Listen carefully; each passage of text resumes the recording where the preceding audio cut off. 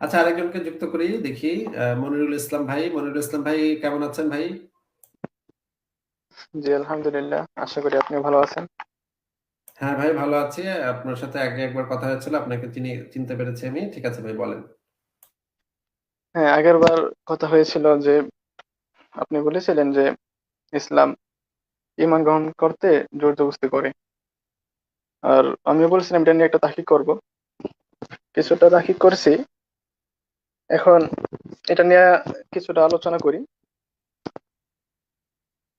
আচ্ছা, হ্যাঁ, আলোচনা করেন। আহ, আপনি একটা মন্তব্য করছিলেন যে ইসলাম জোর জবরদস্তি করে।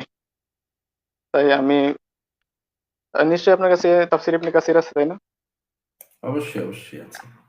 কোনটা তো এটা লাগবে?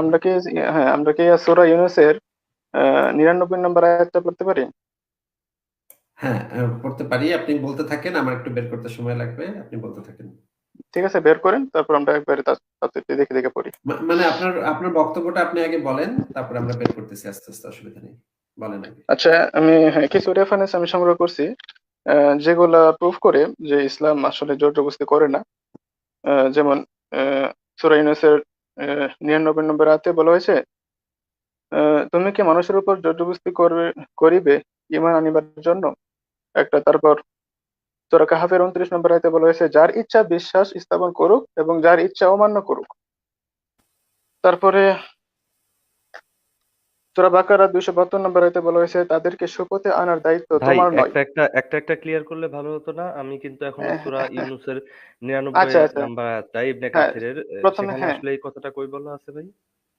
হ্যাঁ, হ্যাঁ, এটা হচ্ছে সূরা আমার ইউনূসের সামনে তাফসীরটা ৯৯ আছে। নম্বর আয়াত। সূরা ৯৯ ইউনূসের ৯৯ নম্বর আয়াত। এই ৯২ বের না করেন দেখি। ৯৯? ৯৯? হ্যাঁ, 99। ৯৯ এর তাফসীরটা তো ভাই তাফসীরটা ৯৯ না, এর আগে আমরা মধ্যে নাই। না, না, না, আমরা আগে আয়াতটা বের করেন। আয়াতটাতে দেখি কি লেখা আছে। হ্যাঁ, আপনি বলেন, আমার কাছে সামনে আয়াত আছে। আপনি বলেন কার অনুবাদ করছেন? তাফসীর ইবনে কাসির। আমি রেফারেন্স গুলো সংগ্রহ করছি আমার খাতায়। আর অনুবাদটা কার করছেন? অনুবাদটা ভাই, অনুবাদটা। অনুবাদটা মারিফুল কোরআনে তাফসীর ইবনে কাসির তো একই আছে। অনুবাদটা খেয়াল করিনি কে আচ্ছা করছে। ঠিক আছে, আপনি তবে আপনি বলেন তাহলে। তাফসীর ইবনে কাসিরের ৯৯ ১০২ টা তাফসীর একত্র করে দেয়া আছে। ৯৯ নাম্বার এবং ১০০ নাম্বারের আয়াতের তাফসীরটা। আপনি বলেন এখানে কই আছে? কি আছে? আমার সামনে আছে, বলেন। আচ্ছা, মনিরুল ইসলাম ভাই, এই সূরা ইউনূসের ৯৯ নম্বর আয়াতটা আচ্ছা, কোন আচ্ছা, বের সময় করেন নাযিল নামটা দেখি। হয়েছিল? হ্যাঁ, বের করতেছি, বের করতেছি। হ্যাঁ, বের করেন, এটা আমরা কোন সানে নজর সময় সবকিছু নাযিল হয়েছিল? ওইখানেই আছে। এটা মাক্কি সূরা নাকি মাদানী সূরা, একটু বলবেন? মাক্কি সূরা না মাদানী সূরা, এটা আমার সূরা ইউনূসের দেখতে হবে মাক্কি না তাফসিরের মাদানী, শুরুতে তাফসিরের টাইটেলটা দেখতে উপরেই হবে। লেখা আছে। তাফসিরটা আপনার সামনে খোলা আছে না? ওই সূরা ইউনূসটা বের করেন, উপরেই লেখা আছে মাক্কি সূরা না নাকি না, মাদানী উনি সূরা। তাফসীরটাকে খাতায় নোট করছে। আচ্ছা, ও ঠিক আছে, আচ্ছা, ঠিক আচ্ছা। আছে, আমাকে বের আচ্ছা, ঠিক আছে, বের করতেছি। এটা মাক্কি না মাদানী? আচ্ছা, ঠিক আছে, উপরেই বের করা লেখা যাবে আছে, যদি। দেখেন। হ্যাঁ, হ্যাঁ, একটু সময় লাগবে। আচ্ছা, আপনি বলেন এটা কি, এটা আমার একটু বের করতে হবে। আমার আচ্ছা, যতদূর মনে আছে এটা মাক্কি সূরা। আচ্ছা, মাক্কি সূরা। তাহলে কি হয়েছে, এর দ্বারা কি প্রমাণিত হয়? দেখে শুরুতে আপনি বলেন, কি সূরা দেখে বলেন। আচ্ছা, দেখতেছি।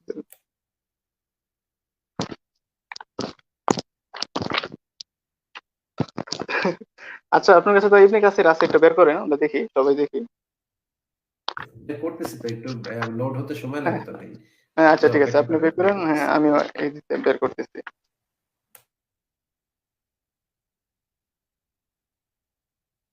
হ্যাঁ, ঠিক আছে, সূরা ইউনূস আচ্ছা মাকিয়া। ভাই, আমি স্ক্রিনটা শেয়ার দিয়ে দিছি সূরা আচ্ছা, মাক্কি ইউনূসের সূরা কি উপরে ৯৯ এর। লেখা আছে? মাক্কি সূরা উপরে হ্যাঁ, লেখা হ্যাঁ, আছে হ্যাঁ, নাকি দেখেন তো? হ্যাঁ, হ্যাঁ, লেখা আছে, মাক্কি অবশ্যই সূরা, লেখা আছে। মাক্কি হ্যাঁ। সূরা, মাক্কি হুম। সূরা। আহ, মানে হ্যাঁ, মাক্কি মাক্কি সূরা। সূরার একটা, মাক্কি সূরাতে আহ, মানে আপনাকে একটা কথা জিজ্ঞেস করি। আহ, নাসেখ মানসুখের বিধান, এটা কি আপনি জানেন ভাই? নাসেক মানসুক এটা নিয়ে অনেক একতলাফ আছে। আবার অনেকে বলে নাসেক মানসুক বলতে আসলে কোনো কিছু নাই। আবার অনেকে ২১টা, অনেকে ৪৩টা এরকম মত দিয়েছেন। হ্যাঁ, মক্কাতে যে সূরাগুলা নাজিল হয়েছিল, মদিনাতে হ্যাঁ, আসার পরে সূরা তাওবা নাজিলের পরে সেই অনেকগুলা আয়াতই যে বাতিল হয়ে গেছে, মানসুখ হয়ে গেছে। এটা তো আপনি এটা তো আপনি শোনেন নাই কোন আলেমের মুখে।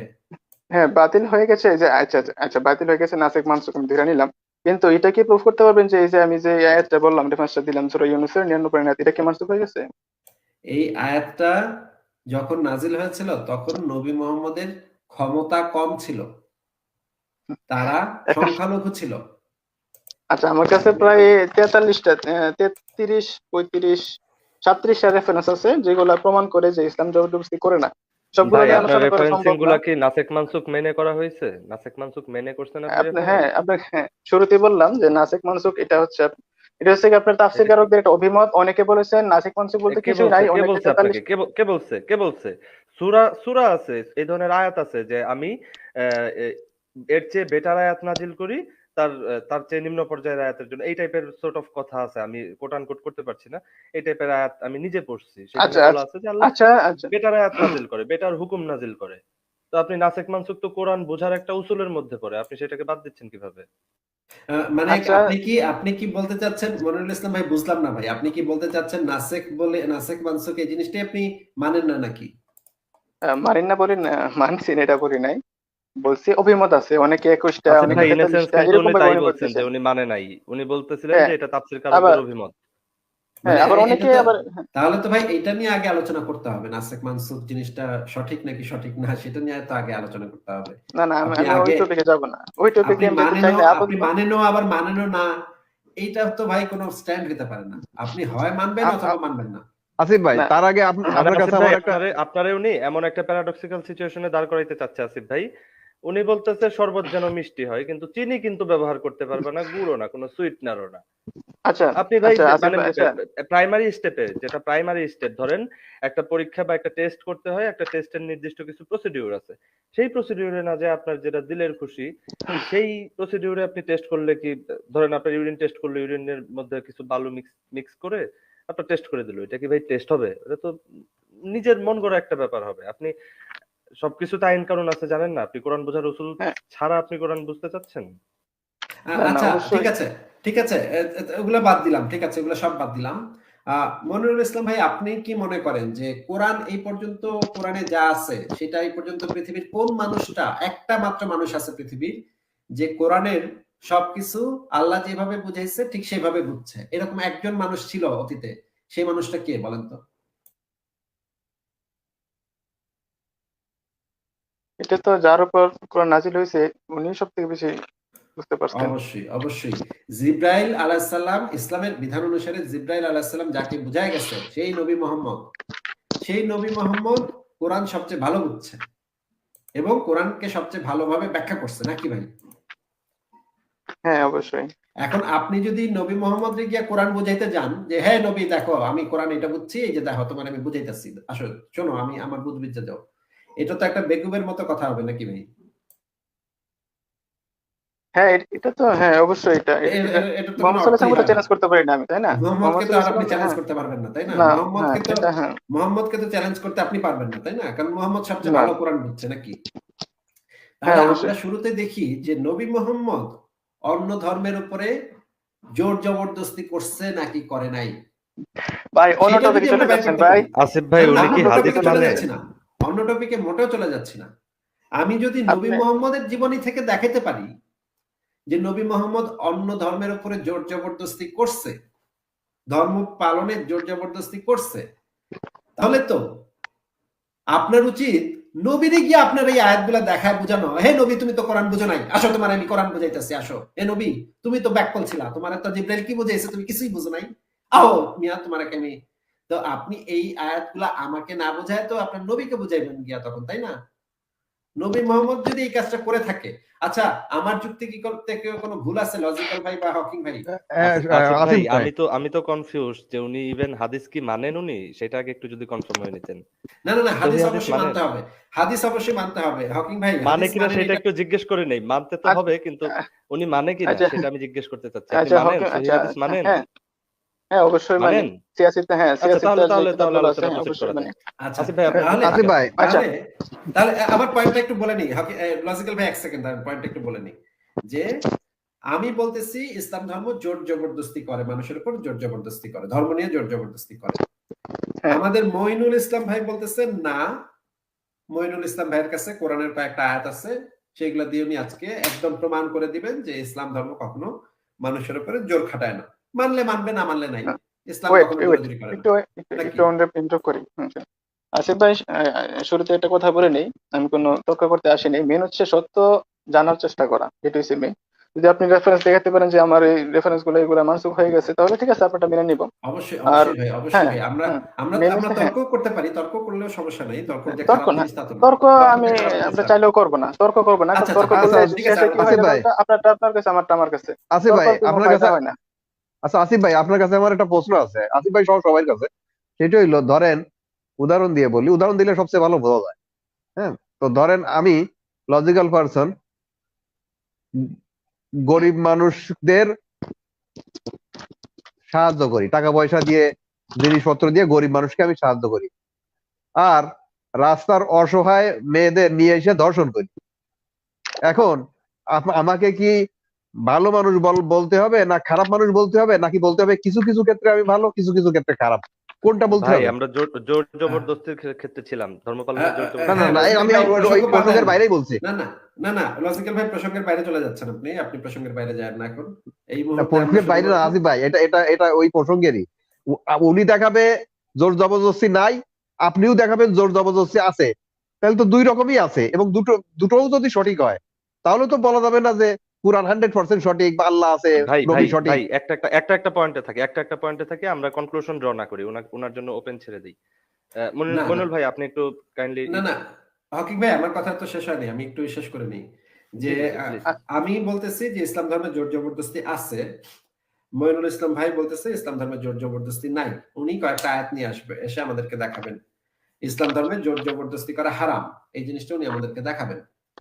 তো আমি যদি নবী মোহাম্মদের জীবনী থেকে এই জিনিসটা প্রুফ দিতে পারি যে নবী মোহাম্মদ নিজে জোর জবরদস্তি করছে, তাহলে তো এইটাও প্রুফ হয় যে নবী মোহাম্মদ কোরআন নামাই না, মইনুল ইসলাম ভাইয়ের যুক্তি অনুসারে কোরআন নামাই না, হারাম একটা কাম করে ফেলাইছে। তাহলে তো নবী মোহাম্মদ কাফের হয়ে গেল। মইনুল ইসলাম ভাইয়ের ভাষায় নবী তো তখন কাফের হয়ে যাবে, তাই না? তাহলে নবী মানে মইনুল ইসলাম ভাই কি নবীকে, আমি যদি প্রমাণ দিতে পারি, আমি যদি মেনেও নেই মইনুল ইসলাম ভাইয়ের প্রত্যেকটা কথা সত্য, এটা মেনে নিয়ে যদি আমি এটা প্রমাণ দিই যে নবী এই একামগুলা করছে, তখন তো নবী কাফের হয়ে যাবে, নাকি হকিং ভাই? নিঃসন্দেহে ভাই, নিঃসন্দেহে। তাহলে মানে আমি কিন্তু এটা বলছি যে মাক্কি জীবনে নবী মোহাম্মদ অনেকগুলা সূরার আয়াত বলেছে যেগুলোর ভিতরে এই ধরনের কথাবার্তা আছে যে হ্যাঁ, তোমরা অন্য ধর্মের প্রতি ইয়া করো না, গ্যাঞ্জাম করো না, অন্য ধর্মের লোকের সাথে গ্যাঞ্জাম করো না, তুমি দিয়ে যার যার দিন তার তার, তারপরে হচ্ছে এটা সেটা সেটা সেটা, এরকম অনেক কথা আছে। মদিনা জীবনের প্রথম সময় এগুলাতে এই আয়াতগুলো আছে এক্স্যাক্টলি। মানে অবশ্যই এটা এটা তো বলেই দিয়েছি, কিন্তু ইভেন পরবর্তীতে প্রথম দিকে কিন্তু আচ্ছা আসিফ আচ্ছা, ভাই যে ইহুদি এই নাসারা খ্রিস্টান প্রাসঙ্গিক না সবাই আগে আমরা মিলিয়ে বেহেশতে আলোচনাতে যাওয়ার যাই। লোভ দেখানো হয়েছে। না না, হ্যাঁ প্রাসঙ্গিক না যে আলোচনাতে যাই, আয়াতটা হ্যাঁ বের হ্যাঁ, করেন, তাফসীর তাফসীর বের করেন। আলোচনাতে যাব ভাই। আপনি যে এখনো কি আপনার লোড দাবিগুলা নিতেছে না, ভাই? লোড লোড হয়ে কি এখন গেছে, নিতেছে? লোড হয়ে হ্যাঁ, গেছে। আচ্ছা বের করুন। আমি আচ্ছা বের করবো আস্তে আস্তে, আস্তে আস্তে বের করবো। আহ, প্রথমে আমি আপনাকে আমি ওই হাদিসটা ওই দিনও দেখাচ্ছি, আজকে আবার একটু দেখাচ্ছি এই হাদিসটা সম্পর্কে। তাহলে আপনার মতামতটা কি? আপনার নবী কি আচ্ছা কোরআন না আচ্ছা বুঝছা আচ্ছা, এই দেখেন। হাদিসটা বলছে? মানে কোরআন আচ্ছা ঠিক কি আছে। আপনার নবী বুঝে নাই দেখে এই আয়াতটা বলছে, নাকি আপনার নবী কোরআন বুঝছে তারপরে এই আয়াতটা বলছে? এই যে সুনান তিরমিজি শরীফের যে এই যে আসিফ দেখেন। ভাই বড় করতে হবে, আচ্ছা, ফুল বড় স্ক্রিন করছি। করে বড় করে দেন। এই হাদিসটা সম্পর্কে আপনি আমাদেরকে একটু বোঝান যে আপনার নবী কি কোরআন না বুঝছা এইরকম একটা হাদিস বর্ণনা করছে? আচ্ছা, আমার কাছে সব থেকে আমার কাছে সুবিধা লাগে আরবিটা দেখলে, এটা সবকিছু অর্থ সুন্দরভাবে বোঝা যায়, বাংলা থেকে ওইটা আমার স্পষ্ট মনে হয়। যদি ও এবারটা বের আচ্ছা করা আচ্ছা, যায় সম্ভব হয়, ওইটা ঠিক বের আছে, করলে ভালো হয়। বের করছি, অসুবিধা নেই, বের করছি ভাই, একটু সময় দেন, বের করছি। তাহলে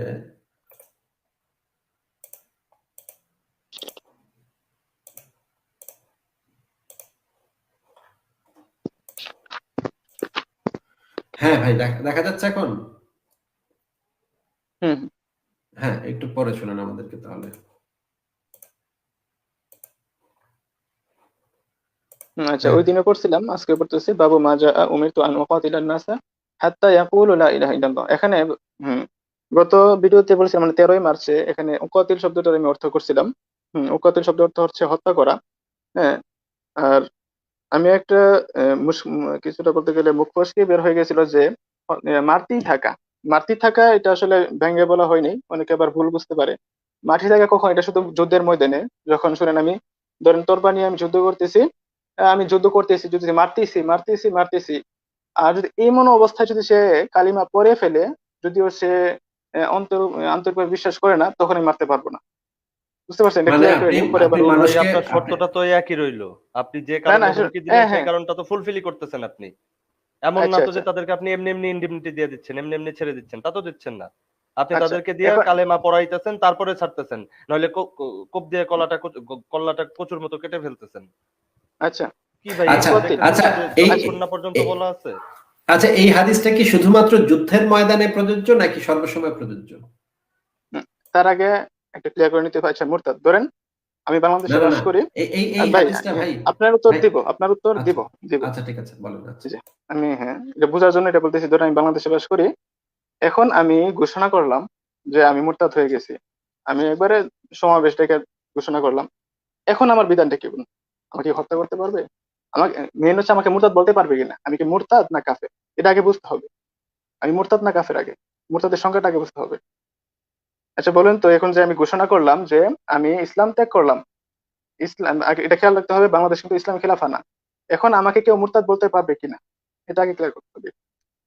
তা বলেন তো ভাই আসিফ ভাই, এখন ইসলামিক আমাকে মুরতাদ বলা যাবে খিলাফা কিনা? থাকুক কি না থাকুক মুরতাদ বলতে পারবে না। ইসলাম ধর্ম ত্যাগ যে করবে সেই মুরতাদ, সেটা খিলাফত থাকুক কি না থাকুক, ইসলাম ধর্ম যে ত্যাগ করবে সেই মুরতাদ। তাহলে আমাকে কে হত্যা করবে যদি মুরতাদ বলেন? মুরতাদ কে হত্যা করবে সেটা তো ভিন্ন বিষয়, সে যে মুরতাদ এইটা তো কনফার্ম নাকি? কে হত্যা করবে তাহলে?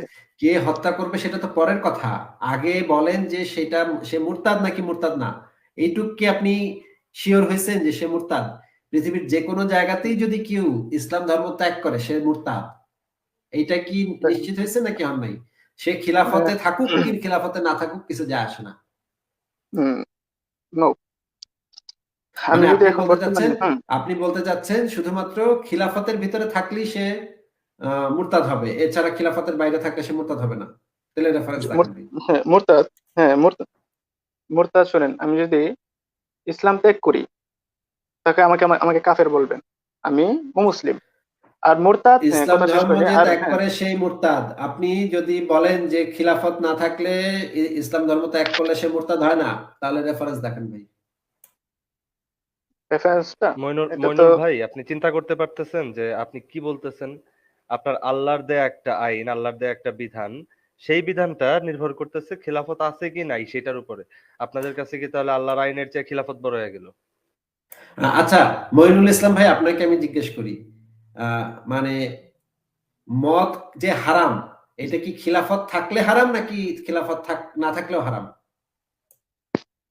এটা এটা অ্যানালজি হচ্ছে না ভাই, এটা এটা আলাদা একটা আপনাকে টপিক যেটা হয়ে জিজ্ঞেস যাচ্ছে এটা। করছি ভাই সেটা একটু উত্তর দেন। মদকে যে আল্লাহ পাক এবং তার নবী হারাম করে দিয়েছে, এটা কি শুধুমাত্র খিলাফত ব্যবস্থা চালু থাকলে এটা হারাম হবে, নাকি এটা সর্বকালে সর্বযুগে সর্বসময়ের জন্য হারাম হবে?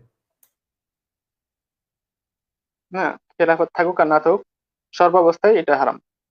আচ্ছা এই যে নামাজ যে পড়েন, এটা কি শুধুমাত্র খেলাফত হইলে নামাজ পড়বেন নাকি খেলাফত না থাকলেও নামাজ পড়বেন? এটা সর্বাবস্থায়। আর মুরতাদের যে মুরতাদের যে আহ, বিষয়টা, একটু হ্যাঁ শেষ ভাই করি শুনেন, শেষ করি। ইসলামের যে কোনো বিধান, ইসলামের যে কোনো বিধান মানে যে কোনো আইন, সেটা কি খেলাফত থাকলে সেটা হালাল হবে, আর খেলাফত না থাকলে হারাম হয়ে যাবে? এরকম কয়েকটা উদাহরণ আমাকে একটু দেন ভাই। যেমন চুরি করা, আমি যদি চুরি করি, এটা যদি 10 দিরহামের উপরে হয়, তাহলে আমার ইসলামী বিধান অনুযায়ী আমার হাত কাটতে হবে। এটা কখন? যখন চুরি খিলাফত, করাটা তো হারাম তাই না? চুরি করাটা তো হ্যাঁ শাস্তিযোগ্য অপরাধ, ইসলামের দৃষ্টিতে চুরি করাটা তো শাস্তিযোগ্য অপরাধই থাকবে, সেখানে খেলাফত থাকুক কি না থাকুক। ইসলামের দৃষ্টিতে চুরি করাটা তো হাত কাটা যোগ্য অপরাধই থাকবে নাকি? আচ্ছা এটা বাদ দিয়ে আরেকটা সুন্দর একটা উদাহরণ দেয়, সেটা না না হচ্ছে না, ধরেন আমি জিনা করলাম। আপনাকে জিজ্ঞেস করছি, হ্যাঁ ধরেন জিনাই করলেন, জিনা হ্যাঁ ধরেন করলে জিনা করলাম। জিনা করলে শোনেন, ইসলামের বিধানটা তো একই থাকবে, ইসলামের বিধানটা তো বদলায় যাবে না। মনে না করেন না এক না, আমেরিকাতে, এক হবে না। আমেরিকাতে গিয়ে আপনি জিনা করলেন, আমেরিকাতে গিয়ে আপনি জিনা করলেন, এক সুন্দরী সাদা চামড়ার নায়িকার সাথে আপনি জিনা করে আসলেন, ঠিক আছে?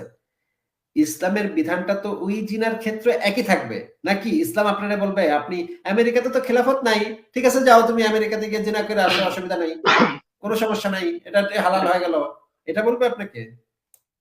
আসিফ ভাই শুনেন, এখানে বিষয়টা আমার মনে হয় আপনাকে আপনি ভাই যেটা জিজ্ঞেস করছি সেটার একটু কষ্ট করে উত্তর দেন ভাই আগে। আমেরিকাতে তো খেলাফত নাই ভাই, আপনি কি আমেরিকাতে গিয়ে একটা সাদা চামড়ার সুন্দরী নায়িকার সাথে জিনা করে মানে হালাল জিনা করতে পারবেন কি? না, এটা হালাল হবে না কখনো।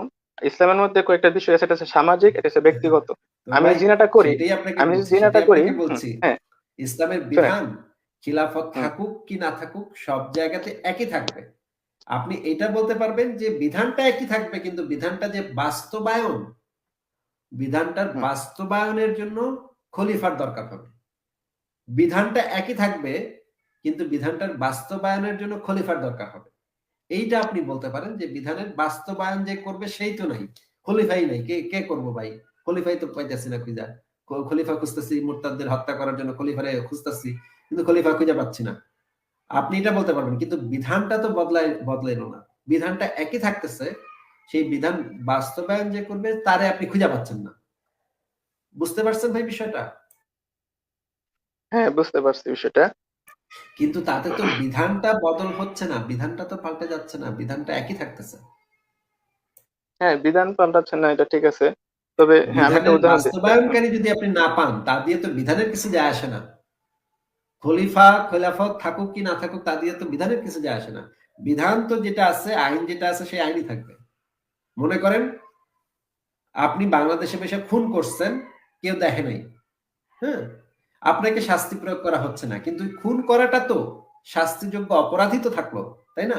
আপনার কেউ দেখে নাই, কোনো প্রমাণ পায় নাই, এই জন্য আপনি বেঁচে গেছেন, কিন্তু খুন করাটা তো শাস্তিযোগ্য অপরাধী থাকলো। আপনি তো এটা বলতে পারেন না যেহেতু পুলিশ দেখে নাই সেহেতু খুন করাটা এখন থেকে বৈধ হয়ে গেল, খুন খুন করে মানুষ চলে যেতে পারবে, এটা তো আপনি বলতে পারেন না। হুম, আচ্ছা নাকি শুন আমি, মুরতাদের যে হুম, বিধানটা আছে সেই বিধানটা তো বিধানই থাকবে। বিধানটা কেন ভাই, এই মুরতাদের বিধানটা কেন দিছে বলেন তো? ভাই আপনার নবী একটা খাইস্টা একটা বদমাইশ ছিল এই জন্য দিচ্ছে, একটা একটা হাস্যকর কথা বললেন ডাকাত, না ভাই। একটা ডাকাত সর্দার ছিল এই জন্য দিচ্ছে, একটা মাফিয়ার লিডার আহ, লিডার ছিল এই জন্য এটা দিচ্ছে। হ্যাঁ, আমার এটার মন্তব্য আমি এটা করবো আপনার, ভাই এখানে উল্টা ভাই বুঝছেন ভাই। যার যার যেটা ধর্ম পালন করতে ইচ্ছা করবে, আমরা যেটা মনে করি যার যেটা ধর্ম পালন করতে ইচ্ছা করবে, যে যে ধর্ম পালন করতে চাবে তার ভাই বাপের খুশি, সে তার ইসের খুশি, হ্যাঁ, সে যে ধর্ম পালন করতে ইচ্ছা করলে করবে, না করলে ইচ্ছা করবে না। সে বেহেশত বাইসা নিতে ইচ্ছা করলে বাইসা নিবে, সে দোজক বাইসা নিতে ইচ্ছা করলে বাইসা নিবে, তার বাপের খুশি ভাই, তার ইয়াসের খুশি। এখানে কার বাপের কি সে বুঝবে, সে কি ধর্ম পালন করবে কি করবে না। এখানে নবী এখানে মাতব্বরি করতে আসে, সে কল্লা ফালাই দিব আমার, সে এসে বলতেছে আমি যদি ইসলাম ত্যাগ করি তাহলে আমার কল্লা ফালাই দিব। কত বড় বদমাইশ, কত বড় ইতর এই লোক, সে বলতেছে আমার নাকি কল্লা ফালাই দিব। আরে বেটা তোরটা আমি খাই না পড়ি, তুই আমার মানে আয়সা মানে ভাই বলতেছে যে ভাই আমি হাস্যকর কথা বললেন না ভাই। ইসলাম ত্যাগ করলে আমার কল্লা ফালাই দিবি, মানে আমার কল্লা তোর বাপে কিনা দিছে রে? তোর বাপের জন্মের মানে তোর পৈতৃক সম্পত্তির আমার কল্লা, তুই আমার কল্লা ফালানোর কে রে বেটা? মানে আরব দেশের মূর্খ, আরব দেশের ডাকাত সর্দার, তুই মাফিয়া লিডার, তুই দাউদ ইব্রাহিম, তুই তুই তুই ভাই কোথাকার সেম কে তুই কাজটা আমার কল্লা সেম কাজটা ফালাবি? যদি নরেন্দ্র মোদী করে তাহলে কি এই মইনুল আচ্ছা ভাইয়ের ভাই, ভালো লাগবে? আচ্ছা ভাই, আচ্ছা ভাই, প্রাসঙ্গিক অনেক আলোচনা হয়েছে। না এখন না ভাই আচ্ছা ভাই, আপনি আয়াতটা ভাই আপনি করেন, বলেন, আয়াতটা আপনি ভাই করেন ভাই। বলেন যে একজন মানুষের অধিকার তো থাকবে, একটা সভ্য দেশে একটা সভ্য নাগরিকের এই অধিকার থাকবে, সে কি বিশ্বাস করবে কি বিশ্বাস করবে না সেটা সে ডিসাইড করবে, তার ব্যক্তিগত বিষয়। ধর্ম হচ্ছে মানুষের ব্যক্তিগত বিষয়, বিশ্বাস হচ্ছে মানুষের, না কারো বিশ্বাস হলে করবে, বিশ্বাস না হলে করবে না, তার ব্যাপার এটা। এখানে তো কোনো তৃতীয় পক্ষ না গলাইতে পারে না। এখন আওয়ামী লীগ সরকার এসে যদি আমাদের বলে যে তুই বেটা আওয়ামী লীগ ছাড়লে তোরে কল্লা ফালাই দিবো, এখন যদি মানে দাউদ ইব্রাহিম এসে বলে যে আমার দল ছাড়লে তোরে কল্লা ফালাই দিবো, আমার মাফিয়া দল ছাড়লে তোরে কল্লা ফালাই দিবো, আমি কি এগুলা মানবো নাকি? এগুলা কি, এগুলো তো বর্বর আইন, এগুলো তো মধ্যযুগের এই আরব দেশের বর্বর লোকজন মানে তলোয়ার নিয়ে দৌড়াদৌড়ি করতো, আল্লাহ আকবর বলে কোপাকুপি করতো, এই সমস্ত বর্বর অসভ্য লোকেরা এই সমস্ত আইন বানাইছে, এগুলো আমি কেন মানতে যাবো? আচ্ছা আচ্ছা আচ্ছা ভাই শুনেন, মুরতাদ এবং আপনি মুরতাদের বলতেছেন যে হ্যাঁ মুরতাদ ইসলামে নিয়ে মুরতাদের বিধান আছে, আপনি এটা স্বীকার করে আবার বলতেছেন যে ইসলাম ধর্মে জোর জবরদস্তি নেই। ওয়াও ভাই, আপনার কি ফ্যান্টাস্টিক লজিক ভাই। আচ্ছা, মুরতাদ সম্পর্কে আমি কয়েকটা কথা বলে নিই। এখানে তিনটা বিষয় আছে। একটা হচ্ছে আমি অমুসলিম, মুসলমান, আহ, ইসলাম ধর্ম গ্রহণ করলাম, তারপরে ত্যাগ করলাম, ঠিক আছে, এটা একটা মুরতাদ। দলিল, আপনি আরেকটা, যেটাই দাবি করবেন দলিল দেখাবেন ভাই। এটা তো ভাই, এটা ফতোয়া, এটা এটা তো আপনিও মানবেন আমিও মানি, যেটা বললাম এটা তো আপনি মানতেছেন ফতোয়া আমিও নাম্বার মানতেছি, বলেন, এখানে তো ফতোয়া নাম্বার বলেন, কোথা থেকে ফতোয়াটা দেওয়া হয়েছে, কোন মুফতি ফতোয়াটা দিছে বলবেন, আমি বের করবো, অসুবিধা নেই। আহ, কোথায় আছে? আচ্ছা, কি এটা বইটার আমার, নাম কি? বইটার নাম কি বলেন? এটা তো আপনার আল হিদায়াতও পাবেন। এটা আল হিদায়াতে আচ্ছা, আছে, আল আল হিদায়া। হিদায়াটা বের করেন। আল আচ্ছা, হিদায়াতে আল কি আছে হিদায়া বের দেখি আমরা। করতেছি। আল হিদায়া বের করবো না আশরাফুল হিদায়া বের করবো, বলেন। আচ্ছা, আল হিদায়াত তো আরবিক, আর আশরাফুল হিদায়া বাংলা, ঠিক আছে, আশরাফুল হিদায়া বের করেন। আচ্ছা ঠিক আছে, দাঁড়ান। আশরাফুল ভাই হিদায়ার কত নম্বর খন্ড বলেন? আশরাফুল হিদায়া থেকে কি দেখাবেন সেটা একটু বলে নিতেন যদি আসিফ ভাই। হ্যাঁ সেখানে, তাহলে আমরা হ্যাঁ দেখলাম, সেখানে বের আমরা করলাম, মুরতাদের তারপরে সংখ্যাটা দেখা দেখবো। গেল যে কিছুই না। মুরতাদের না সংজ্ঞা না, তো আমরা জানি ভাই। আচ্ছা তাহলে একটা হাদিসে আছে, আপনি কোন মুরতাদের সংজ্ঞা হ্যাঁ দেখাচ্ছেন আচ্ছা আমাদের? শুনেন, তাহলে একটা বলি আপনাকে। মানুষ জন্মগ্রহণে, ইসলাম, একটা হাদিসে আছে, প্রত্যেক মানুষ দ্বীনে ফিতরাতের উপর জন্মগ্রহণ করে, মানে মুসলিম হয়ে সে জন্মগ্রহণ করে, পরবর্তী যদি সে তার মা বাবার মাধ্যমে অন্য ধর্ম গ্রহণ করে, তাহলে কি তাকে মুরতাদ বলা যাবে? তো ইসলামে তো এই না, হাদিসে তো বলা আছে। যাবে না। না, বলা হ্যাঁ যাবে বলা, না। এটা তো হ্যাঁ কেউ বলে নাই আপনাকে। এটা তো আপনাকে কেউ বলে নাই এখানে যে এটা তো ইসলামের বিশ্বাস। এটা তো আপনাদের একটা অযৌক্তিক বিশ্বাস যে প্রত্যেক মানব শিশু ফিতরাতে, ইসলামী ফিতরাতের উপরে জন্মগ্রহণ করে। এটা তো আপনাদের একটা অযৌক্তিক একটা কাল্পনিক একটা গালগপ্প ভাই। এই গল্প দিয়ে তো পৃথিবী চলে না ভাই। এই সমস্ত রূপকথার গল্প দিয়ে তো পৃথিবী চলবে না। আর পৃথিবী চলে, একই দাবি তো অন্যান্য আর ধর্মের লোকও করতে পারে। ইনফ্যাক্ট করে অন্য ধর্মে। হিন্দুরা দাবি করে সব মানুষই মানে সনাতন বিশ্বাসের উপরে জন্মগ্রহণ করে, তারপরে তাদের পরিবারের কারণে তারা ওই দিকে চলে যায়। খ্রিস্টানরা একই দাবি করে। ইহুদিরা এই দাবিটা করে না। ইহুদিরা কখনো বলে না যে প্রত্যেক মানুষ ইহুদি ধর্মের উপরে। ইহুদি হইতে হইলে আর কি জন্ম হইতে হয়, ইহুদি মায়ের পেটে জন্মিতে হয়। এছাড়া ইহুদি হওয়া খুব ডিফিকাল্ট আর কি। আচ্ছা আপনি যেটা বলতেছেন ভাই, সেটা আমরা অলরেডি জানি। সেইটা নিয়ে তো আমরা কথা বলছি না। আমরা কথা আচ্ছা বলছি, মনে করেন আমি একটা মুসলিম পরিবারে জন্মগ্রহণ করছি, ছোটবেলা থেকে আমি দেখে আসছি বাপ মাই মুসলমান, আমারও বলছে তুইও মুসলমান, আমিও মুসলমানিত্ব করছে, আমার নুনু কেটে দিছে ছোটকালে। আমি বুঝতাম না তখন, আমার তো জিজ্ঞেস করে নাই, আমার তো তখন বয়স হয় নাই, বুদ্ধি হয় নাই, আমার দিছে কাইটা। কাইটা পিটা এখন বলতেছে তুই মুসলমান, নামাজ পড়, রোজা রাখ। আমি তো তারপরে কোরআন হাদিস করে দেখলাম এত লুচ্চা বাটার ধর্ম, মানে লম্পট বাটার ধর্ম। এত কোপাকুপি করে সারাক্ষণ, খালি মানে মানে আকাম কুকাম করে আর কোপাকুপি করে। দিলাম ধর্ম ছাইরা, ভাল লাগলো না আমার, দিলাম ছাইরা। এখন আমারে বলতেছে, এই নবী বলতেছে আমার নাকি মেরা ফেলবে। ও মা, একই কথা ভাই। আমার কে জিজ্ঞাসছে, আমার জন্মের সময় জিজ্ঞাসছে যে তুই মুসলমান নবী কিনা? না জিজ্ঞাসা, তুই আ- আমার উপরে চাপাই দিছস। এখন আমারে বলতেছস আমার মেরা ফেলবি, মানে ফাইল দিবি নাকি?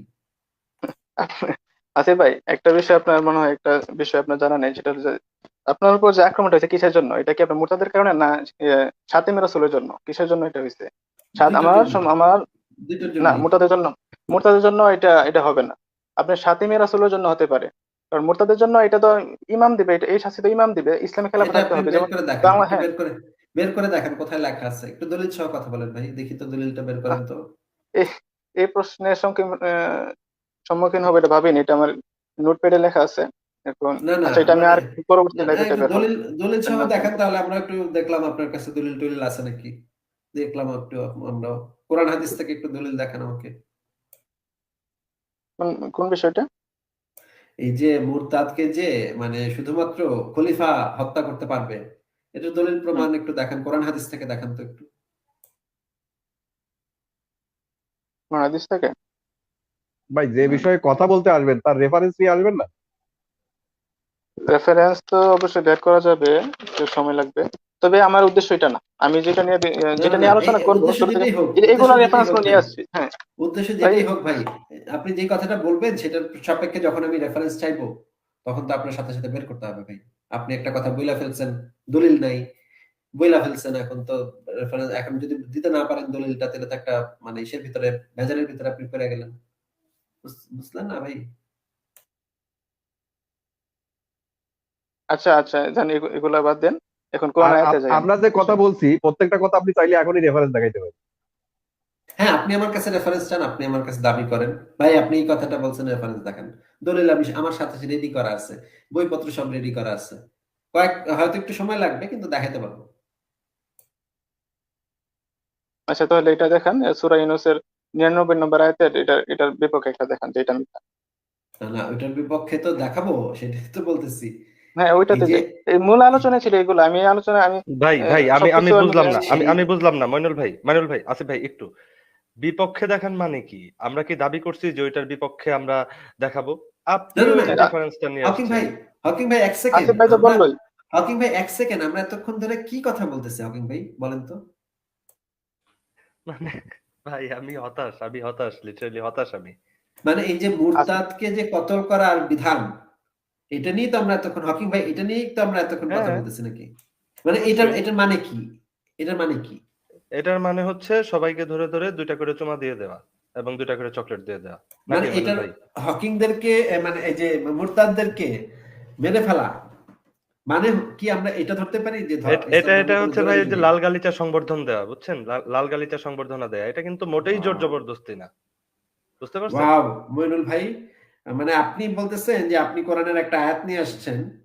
আমি বললাম যে নবী তো মুরতাদদেরকে হত্যা করতে বলে গেছে, নিজেও হত্যা করছে। হুম, আলীও হত্যা করছে। ওকে ওয়েট, কই হত্যা করছে, কোথায় হত্যা করছে? হত্যা নবী করছে মোহাম্মদের কোথায়? নবী করছে মানে মোহাম্মদের করছে সময়। বলছেন না? হ্যাঁ করছে কোথায় একটা দেখান, যে করছে, তাকে আচ্ছা, হত্যা করে ফেলছে, হ্যাঁ একটা দেখান। এই যে নবী মোহাম্মদের সময় একজন মুরতাদ হয়ে চলে গেছিল। ওকে, যে হচ্ছে কি, ওর নাম হচ্ছে কি, আপনি দেখে দিচ্ছি, দাঁড়ান আমার কাছে নামটা আছে। হ্যাঁ, সে হচ্ছে হারিত ওসমানের দুধ হারিত ভাই ছিল। আচ্ছা হারিত একজন ছিল, আচ্ছা আচ্ছা বলেন তারপর। হ্যাঁ, ওসমানের দুধ ভাই ছিল। মক্কা যখন বিজয় হয় তখন মোহাম্মদ, হাদিসটা আপনাকে আমি বের করে দেখাই, খুবই খুবই চমৎকার হাদিস। এক সেকেন্ড দাঁড়ান, হাদিস কয়েকটা বের করে দেখাতে হবে। নবী মোহাম্মদ তো মেরে ফেলারই কথা না না, সেখানে। আপনি বলছেন, আপনি তো বলে ফেলছেন মেরে ফেলছে, একটা দেখেন যে মেরে ফেলছে, এটা দেখতে আচ্ছা, চাই। সেটাও দেখাবো, সেটাও দেখাবো। মোহাম্মদের বক্তব্য আছে, সেটাও দেখাবো, দাঁড়ান।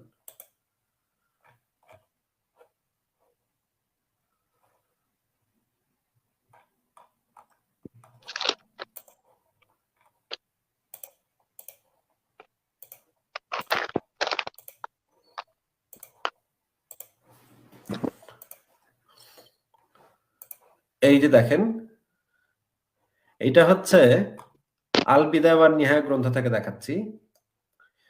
তখন রাসূলুল্লাহকে জানানো হলো খালিদ ইবনে ওয়ালিদ যুদ্ধ চালিয়ে যাচ্ছেন। রাসূলুল্লাহ সাল্লাল্লাহু আলাইহি ওয়াসাল্লাম তখন একজনকে ডেকে বললেন, তুমি যাও খালিদকে যুদ্ধ বন্ধ করতে বলো।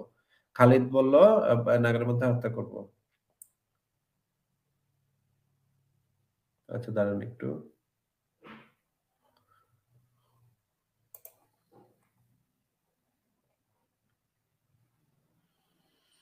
এই যে দেখেন, এই অংশটুকু পড়েন।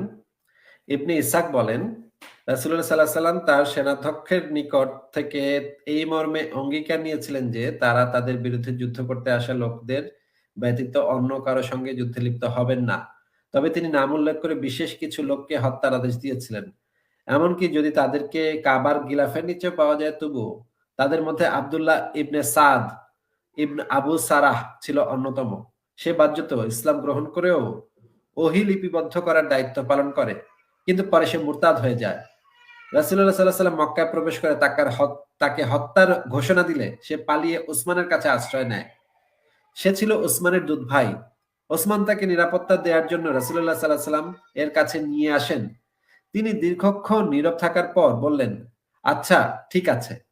ওসমানের সাথে তার ফিরে যাওয়ার পর রাসূলুল্লাহ সাল্লাল্লাহু আলাইহি ওয়াসাল্লাম উপস্থিত সাহাবীদেরকে লক্ষ্য করে বললেন, তোমাদের মধ্যে এমন একজন সুবুদ্ধি সম্পন্ন লোকই কি ছিল না যে আমার নীরব থাকা অবস্থায় তাকে হত্যা করে দিতে? মানে নবী মোহাম্মদ চুপ করেছিল, সে আসলে মনে মনে চাচ্ছিল তার সাহাবীদের মধ্যে কেউ একজন এই লোকটাকে হত্যা করে দেয়, কিন্তু লজ্জায় সে বলতে পারতেছিল না। ওসমানের সামনে সে লজ্জায় বলতে পারতেছিল না। সাহাবীগণ বললেন, ইয়া রাসূলুল্লাহ, আপনি আমাদেরকে একটু ইঙ্গিত দিলেন না কেন? তিনি বললেন, ইঙ্গিত দিয়ে কাউকে হত্যা করানো নবীর জন্য শোভনীয় নয়। অন্য একটি বর্ণনায় আছে তিনি তখন বলেছিলেন, কোন নবী চোখের খেয়ানত করতে পারেন না। মানে হচ্ছে নবী মোহাম্মদ ওই মুরতাদকে হত্যাই করে ফেলতে চাইছিল, কিন্তু চক্ষু লজ্জার কারণে সে কথাটা বলতে পারেনি। কাহিনী হয়েছিল কি? কাহিনী হয়েছিল যে এই বেটা, যে বেটা ধর্ম ত্যাগ করছিল, সেই বেটা বুঝে ফেলছিল যে নবী মোহাম্মদ চাইটা শেষ ভণ্ড পর্যন্ত নবী। হত্যা হয় নাই, শেষ পর্যন্ত হত্যা হয় নাই। হ্যাঁ, শেষ পর্যন্ত হত্যা হয়নি। আর দেখেন উনি একটু। রাষ্ট্রদ্রোহী ছিল আচ্ছা, নাকি রাষ্ট্রদ্রোহীটা কি, ঘটনাটা কি সেটা আমরা একটু পরে দেখি। সেটা? রাষ্ট্রদ্রোহী নাকি কি ছিল সেটা একটু ঘটনাটা পরে দেখি আমরা। এই জিনিসটা আমরা পড়বো তাফসিরে আচ্ছা যাই মাজারি হোক, থেকে। হত্যা হয় নাই, না না, হত্যা হয় যাই নাই হোক না, এগুলা যাই হোক না, এখন কথা চেঞ্জ, কথা পাল্টায় না ভাই, আমরা একটু দেখবো আপনি যে বলে ফেলছেন ঘটনাটা কি। হত্যা করে ফেলছে, আচ্ছা আমি ঠিক আছে, বললাম আচ্ছা ঠিক একটা আছে, রেফারেন্স দেখান। আমরা একটু ঘটনাটা এখন দেখি, যে ঘটনাটা কি ঘটছিল সেটা একটু দেখি। কি বদমাইশি মোহাম্মদ করছিল, হত্যা সে কি ধরাটা হত্যা খাইছে। হয়েছিল এটা কিন্তু প্রুফ করতে হবে। আচ্ছা ঠিক হত্যা আছে, ঠিক হয়েছিল আছে, এটা প্রুফ প্রুফ করতে করতে পারিনি। হবে। আপনি এই জিনিসটা একটু দেখেন ভাই, এই জিনিসটা একটু দয়া করে দেখেন, ঘটনাটা কি ঘটছিল, ঘটনাটা আচ্ছা একটু বর্ণনা করি যে কেন ওই বেটা, ওহী লেখক, একজন নবীর একজন ওহী লেখক কেন এইভাবে মুরতাদ হয়ে গেল, ঘটনাটা কি। ঘটনাটা আমরা একটু তাফসিরে মাজারি থেকে পড়ে দেখি। এখানে বলা হচ্ছে, এরপরে বলা হয়েছে, এবং যে বলে আল্লাহ যা অবতরণ করেছেন আমিও তার অনুরূপ অবতরণ করব, তার চেয়ে বড় জালেম আর কে। বাগবি বলেছেন এই বাক্যটি অবতীর্ণ হয়েছে আব্দুল্লাহ বিন আবি সারা সম্পর্কে। আব্দুল্লাহ ইসলাম গ্রহণ করলে রাসূল সাল্লাল্লাহু আলাইহি সাল্লাম তাকে কোরআন মজিদ লিপিবদ্ধ করার কাজে নিযুক্ত করলেন, কিন্তু সে বিশ্বাসভাজন ছিল না। রাসূলুল্লাহ সাল্লাল্লাহু আলাইহি সাল্লাম যখন বলতেন সামিয়ান বাসিরান, সে লিখত আলিমান হাকিমান। আবার রাসূল সাল্লাল্লাহু আলাইহি সাল্লাম বলতেন আলিমান হাকিমান, সে লিখত গাফুরার রহিমান। একদিন অবতীর্ণ হলো ওয়ালাকাদ খালাকলান ইনসানা মিন সুলালাতিম মিন তিন। এর অর্থ হচ্ছে আমি তো মানুষকে সৃষ্টি করেছি মৃত্তিকার উৎপাদন দ্বারা।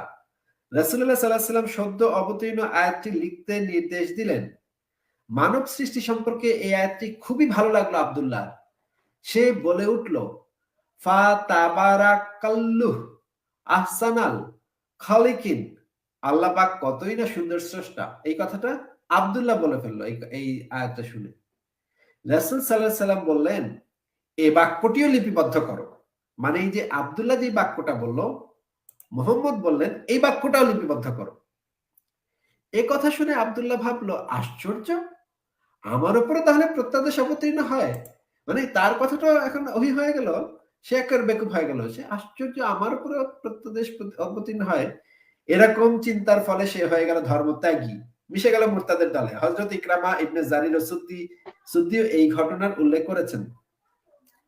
এখানে আব্দুল্লাহ ইবনে আবি সারার জন্য সুপারিশ করেছিলেন হযরত ওসমান, ওসমানের সুপারিশ কবুল করেছিলেন মুহাম্মদ। এখান থেকে স্পষ্ট দেখা যাচ্ছে যে নবী মুহাম্মদ সূরা বলতেন এই আব্দুল্লাহকে। এই আব্দুল্লাহ করতো কি, সূরার আগে পিছে কিছু একটা কথা বললে নবী বলতো এটাও আয়াত হিসেবে লিখে ফেলো। মানে নবী যে কত বড় জোচ্চোর ছিল, নবী যে মানে আয়াত নাজিল, নিজে নিজে আয়াত নাজিল করতো, এর থেকে বড় প্রমাণ আর হত্যা কি হয়নি, হতে পারে। শেষ পর্যন্ত এটা পেলাম হত্যা হয়নি। আপনি বলেছিলেন হত্যা করে ফেলছে, এখানে রেফারেন্স চাইলাম। কি কি দেখেন, ওই হত্যা তো দেখলাম না, হত্যা করে ফেলছে হত্যা তো সে তো বা চাইছিল হয় নাই, হত্যা। পাই না। আচ্ছা ঠিক আছে, আপনি তো আচ্ছা ঠিক বলতেন আছে, করে ফেলছে। আচ্ছা আচ্ছা দেখেন ঠিক আরো আছে। ভাই কই ধরেন আপনি এই তাল গাছটা জিতে গেছেন, হ্যাঁ, না, আপনার আমি নবী জিতে ধরেন গেছি এটা একটা, বলবো না দাঁড়ান দাঁড়ান কখনোই। দাঁড়ান দাঁড়ান, আমি জিতে, ভাই ভাই হার ভাই জিত খেলা এখন ভাই হইতেছে না, আমি সত্য জানতে ভাই চাই। হ্যাঁ আমি আমি আমি কথাটা শেষ করি। আপনি তো কথা বললেন যে আপনি জিতে গেছেন, একটা তাল গাছ আপনার ধরেন দিয়ে দিলাম। না না, আমি জিতে গেছি এটা বলি নাই। আমি হার জিতে আচ্ছা খেলা ঠিক আছে, এখানে জিতেন খেলতে নাই, আসি নাই। ঠিক আছে, না জিতেনও নাই। ধরেন আপনি এই যে এই নবীর সুন্নাহ কাকে বলে সেটা তো জানেন, নবীর মৌন সম্মতি, নবীর ইশারা, নবীর কাজকর্ম, এগুলাই কিন্তু মুসলমানের জন্য সুন্নত। এগুলো যদি কেউ পালন করে, আপনি ইসলামিক দিক থেকে কোনো ধরনের বাধা তাকে দিতে পারবেন না। আপনার নবী ধরেন ওই দিন একজন মানুষকে হত্যা করে নাই, কিন্তু এদেরকে যে হত্যা করা যায় সেটা কিন্তু নবী নিজের হাদিস দ্বারা প্রুফ করে গেছে, যে আমি ইশারা দেই নাই তো কি হইছে, তোমরা হত্যা করে দিতা। নবী কিন্তু এখানে না সূচক কোনো শব্দ ব্যবহার করে নাই, বরং ইনফ্লুয়েন্স করছে। সো সে একটা হত্যা করে নাই ঠিক আছে, কিন্তু সে কোটি হত্যার আইন পাশ করে গেছে, যে আইনের ভিতরে আপনি হত্যা করলে হকিম ভাই, কথা ছিল হত্যার ইসলামের দিক বিষয়ে, থেকে, হত্যা হয় নাই। ইসলামের দিক থেকে ভাই আপনি কথা বোঝার চেষ্টা করেন, ইসলামের দিক থেকে আপনি তাকে কোনো বাধা দিতে পারবেন না যে হত্যাটা করবে। আচ্ছা, বুঝতেছেন সমস্যাটা কোথায়? মইনুল ইসলাম আচ্ছা ভাই, নবী ভাই, মোহাম্মদ একটা কাজ টপিকটা বাদ দেন। করছে। আচ্ছা, আসিফ মইনুল ভাই ইসলাম ভাই, টপিকটা বাদ দেন, নবী টপিকটা বাদ দেন। মোহাম্মদ একটা কাজ করছে এবং একটা কাজের হুকুম দিচ্ছে, এই দুইটার ভিতরে কি কোনো পার্থক্য আছে? একটা কাজ করছে আর একটা কাজ হুকুম দিছে। হ্যাঁ, মানে একটা কাজ নবী মোহাম্মদ করছে এবং সেই কাজটা সুন্নাহ, আবার নবী মোহাম্মদ একটা কাজ হুকুম দিচ্ছে এবং সেই কাজটা একটা সুন্নাহ। এই দুইটার মধ্যে কি কোনো ইমানদারের কাছে এই দুইটার মধ্যে কি কোনো পার্থক্য থাকতে পারে?